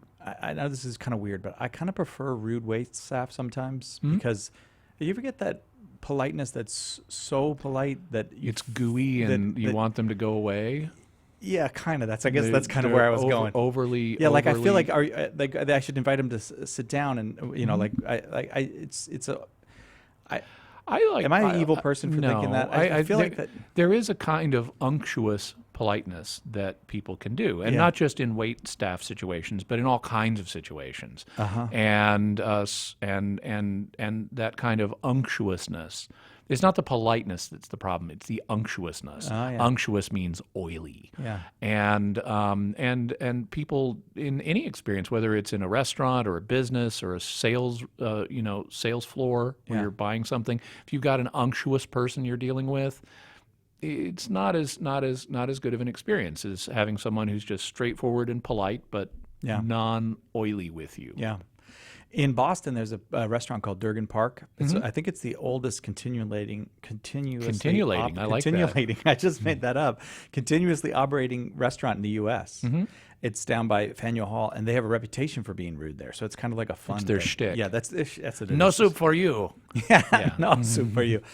This comes from somebody, a new person, I think. Her name is Margot Basso, I guess. Oh. And she says, I wonder who that is. "Why was Jimmy late to the start of the show?" Who says Jimmy was late? Well, I made it in time to be on air, but for people who were watching our previous hour, I came in later than normal, and the reason was I was in a meeting with do you know Chris something? Check, and so It's Chris Check's fault. But do you know something? You weren't later than normal because we now start. Here's a little information for you, Margot. Our clock changed about 2 weeks ago. We start at 4:01 instead of 4:02. That's for the first hour, though, isn't it? No, it's for the second hour. It's for the second hour. Okay, so Yeah, it's first still hour 4:02 for the first hour. No, okay. it's 4:01 for the second hour. 3:02. 3:02. Yeah, so the hour that you were on. Okay. We actually started a minute earlier than you're used to. So if you were, I'm not trying to make excuses for you. Okay. You don't need any excuses. You were fine. But but we are starting earlier. And oily. I had some students like that, says Amar on Facebook. I got nothing else for you, Jimmy. I'm looking here for questions. But hi, Sam. I just wanted to keep saying hi to Sam. Yeah. And I see a bunch of comments happening on our YouTube stream, but they're chatting amongst themselves rather than chatting to us. So Yeah. howdy to everybody watching on YouTube and also on Periscope. Tell me the definition of a troll on the internet. Is that somebody who's looking for trouble? Basically, yeah, someone who's deliberately trying to stir up trouble. Yeah, so sometimes I notice that I don't want to accuse anybody of anything, but it seems like they're trolling. Sure. On the Facebook. Well, it happens in every form of media. People troll, and the best way to deal with it is don't feed the troll. Don't respond to them, and they'll because what they want is the attention. They want the trouble. They want the fight. So if you don't fight them, they'll get bored and go away. Oh, I see. That's how it works. All right, Yeah. because sometimes I see that, and then folks who are regular viewers of the show will interact, and yeah. So I'm not It really. happens. Yeah, I think I might have trolled before. I'm trying to think. I think maybe It's a human foible. Yeah. It can happen. Can't think of occasions where I have, but I couldn't say I never. Well, you know what? I guess I'll find out on Judgment Day. Yeah, right. But I've ever I could be, especially when I was younger. I think I was intentionally argumentative. I was looking for I wanted an argument. It was intellectually stimulating to me. So I would say things that were provocative. Yeah. I think that's trolling, isn't it? Kind of. I mean, Well, it depends. I used to have a friend. This is before I was Catholic, but when I was evangelical, I had a friend who was an evangelical youth minister, and he and I both had an intellectual bent such that we would enjoy debating each other. Yeah. And I remember going to his office once, and he said, "Okay, so what topic shall we use to amuse ourselves today?" Oh, that's nice. In terms of having a debate with each other. And so in that kind of situation, it can be a useful and fun thing. You're not trolling. You're not trying to stir up trouble. You're just interested in having a stimulating exchange. that wasn't my interest. I wanted to. I just wanted to. I don't know. Argue with people, especially my cousins. Okay. So what have you been doing lately? Swimming. Swimming? I've taken up That's swimming. right. Yeah. So how often are you swimming? Probably 4, maybe 5, 4 times a week. Probably. Wow, that's a lot. Yeah, 4 times That's a a week. lot. Well, I don't swim really fast. I mean, I don't. No, but that's frequent. But I get it. Yeah, I find I really enjoy it. And I find my favorite stroke is the backstroke. There's something so peaceful about. You like having your back stroked? Yes, it depends on who does it. Oh, I see. But there's something about the backstroke. You're in the water, and you're facing upwards, and it's just so peaceful and relaxing. At the same time, you're getting exercise. Cool. Yeah, I like swimming. I'm not a good swimmer, though. I've been catching, while I have unable to read because of my eye surgery, Right. I've been catching up on Doctor Who from the 60s and 70s. Yeah. And I was amazed. Yesterday I was watching a one from like 1966. It was in black and white. It was from the time of the very first Doctor, William Hartnell. And wow, I was surprised at how effectively scary it was. Oh, really? It was, yeah. I mean, and you know, the pace of TV was slower back then than it is now, but this was effectively scary. Oh, that's it was, now that it used to run on PBS in America, didn't it? yes, in the 70s. That's when I first encountered it. Yeah. They started running the Tom Baker era. That was the fourth Doctor, and that was when I kind of first encountered it. And now it's on BBC America, I Yep, think. as well as other services. Like I'm watching the current season of Doctor Who on Amazon, streaming it. Oh, by the way, I'm also on a podcast called Secrets of Doctor Who with a couple of other guys named Don Bettinelli and Father Corey Stika, and we're going through each time they release a new episode, which they're doing weekly right now. The three of us record a podcast and put it out. It's called Secrets of Doctor Who. You can subscribe to it on iTunes. You can also pick it up at jimmyakin.com because I'm putting it there as well. And you can also go to trideo.com, TRIDEO.com, and look up Secrets of Doctor Who if you're interested in getting some interesting commentary. What would I have to do to get to do a podcast with you? Other people get to do podcasts with you. Ask. Oh, really? Yeah. Can I do a podcast with you? Yeah, that'd be great. All right. What should we do a podcast about? I don't know. Well, it could be like the Seinfeld show, just a podcast about nothing. There are a bunch of those actually. Are there any that are good? I don't know. I don't listen to those. Oh, yeah. You need purposefulness. Yeah. Well, it helps. By the way, I saw a question here on YouTube. Someone was asking about how do we know what happened in the Garden of Gethsemane if only Jesus was there? Well, there are a couple of possibilities. One is Jesus could have told the disciples about it afterwards. That's not my preferred solution in this case, though, because Jesus wasn't the only one there. He was the only one who stayed awake, but he wasn't the only one there. And so since the Garden of Gethsemane is a fairly small place and he had other disciples just a stone's throw away, he could have been praying loud enough and they could have stayed awake long enough to get the gist of what he was saying, even if they didn't stay awake the whole time. So I think we really do have witnesses here, and it's unnecessary in this case to propose that it was Jesus who told him about it later. All right. Well, I feel like, Jimmy, you have to look at the clock. No, don't look at the clock. You're not supposed to be looking at. You're reading. I'm You're reading. I'm gonna It's a stop little bit. I'm protecting supposed to avoid. See, the thing is, even if you completely avoided reading, it wouldn't help eliminate the problem. When they've tacked your retina back onto your eye, which is what they did, they don't want you moving your eye a lot rapidly back and forth. But rapid eye movement is one of the stages of sleep. And so it's going to happen to some degree anyway, but they want you to try to avoid it as much as you can. Do you remember your dreams after rapid eye? Are you one of those people who remembers his dreams? I do frequently. Really? I hardly ever do, but you want to hear? I had a weird dream the other night. Okay. I dreamed I was in Greece. Uh-huh. I don't know why I was in Greece. Have you been in Greece in real life? No. Okay, so this was a first. Yeah. I think it was Greece now. Yeah, it was Greece, but it was an urban setting. Like Athens. In Greece. Yeah. Watch out for your wallet when you're in Athens. Yeah, and I had to I was going to visit somebody, and you know who it was? It was Chris Jack and his family had an apartment in Greece. Oh. And I couldn't figure out in the dream how he got to work here every day when he had an apartment in Greece. Oh. That was my whole dream. He could be Skyping in. Yeah, he could, but I see him, though. I know he's not Skyping in. Well, I actually see Chris teleportation? Jack. I just shared my dream. Uh-huh. Yeah. Okay, Cool. go. You go now. Share a recent dream that you had. Oh, I haven't thought of it. And I haven't thought of any recently. Don't remember any recent ones. Oh, there's Chris Jack. That'd be so weird if he just heard me tell that dream. Well, we can tell him about it later. You ever been to Greece? He's Chris? been to Greece. Yeah. Yeah. You ever have an apartment there? Have an apartment there? Yeah. With your family that you commute back and forth to work from? Does someone do this? I'm coming. I came in half. This was.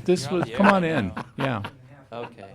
Okay, so here comes Chris Check, folks. I had the weirdest dream. Sai's telling us about his dreams. We were talking about rapid eye movement, and that got us. I had a dream that I was in Greece, and I had to visit someone for dinner, and it was you and your family, and you had an apartment in Greece. Was it in Athens or like I in don't the know. Peloponnese? It was just like I mentioned Athens as it was a possibility. It was just an urban setting. I've never been to Greece, and we were having lamb. That seems they have kinda that great. in Greece. But I couldn't figure out in my dream how you got to work. And I suggested you could live in- Skype, but then he said he saw you here in the office, so I suggested teleportation, or it could be telepresence. You know, he could have like a robotic form here that he animates from Greece. I want to know how come bilocation didn't occur to either of you. We hadn't got there. I was also going to mention long plane flights. Yes. You know, so there are Bilocation, another. yeah.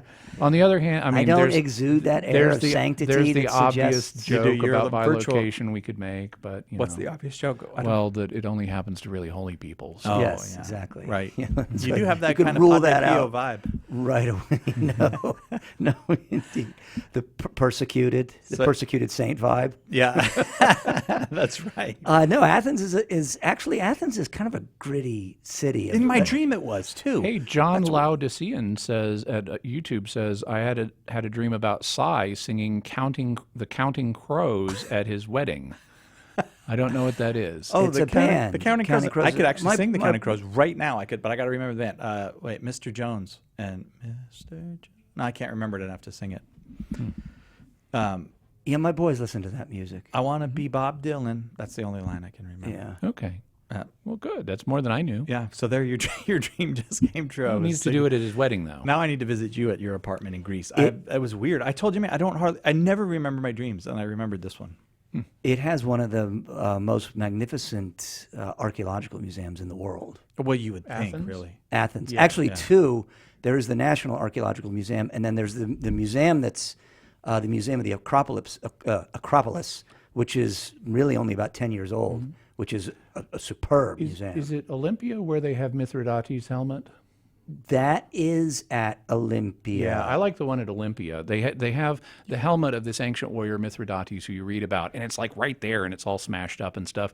And they have this great gallery where they have statues of centaurs and humans, and it's like a fight has broken out among the statues because it's a depiction of the Centauromachy, the war between humans and centaurs. It's a frieze. It's pieces of a frieze. Of a frieze from, I don't know if it's the Yeah, but Acropolis, actually, but I it's one don't. of the temples. Is it Olympia or is it Delphi where that helmet is? I think it's Olympia. Now I have to look I it know up. I've I've been seen to it. Olympia. I don't remember being at Delphi. Did you ever do a Catholic Answers cruise that was in Greece? We are the second to last European one. We stopped for a day in Athens. Yeah, we've been there a few times.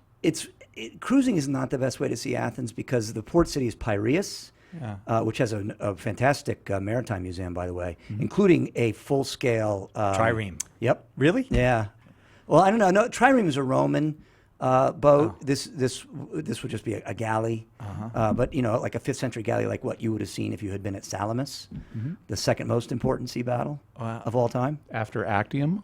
No, I put that the third. Actium kind of. Actium's important. Lepanto is the one you're thinking of. Of course. What about Leyte in Gulf? the pre-Christian era? Leyte Leyte Gulf is a pretty important sea battle. It's it turned the tide of the Second World War. But so it had already turned. So you come into Piraeus, and then you're on the bus to Athens, and it's it's not as yeah. You really want to fly in and spend a few days there, and then you want to get down to the Peloponnese because there's so much to see down during there. the Peloponnesian War, didn't they have to build a wall that went all the way from Athens down to the seaport? Down to Piraeus. You're absolutely right. It was. The Athenians built a wall, a double-sided wall. It was a so it's like a hallway to get exactly that went all the way down to Piraeus. And that wall probably took longer than the 25 minutes we've been doing this episode of Catholic Answers More.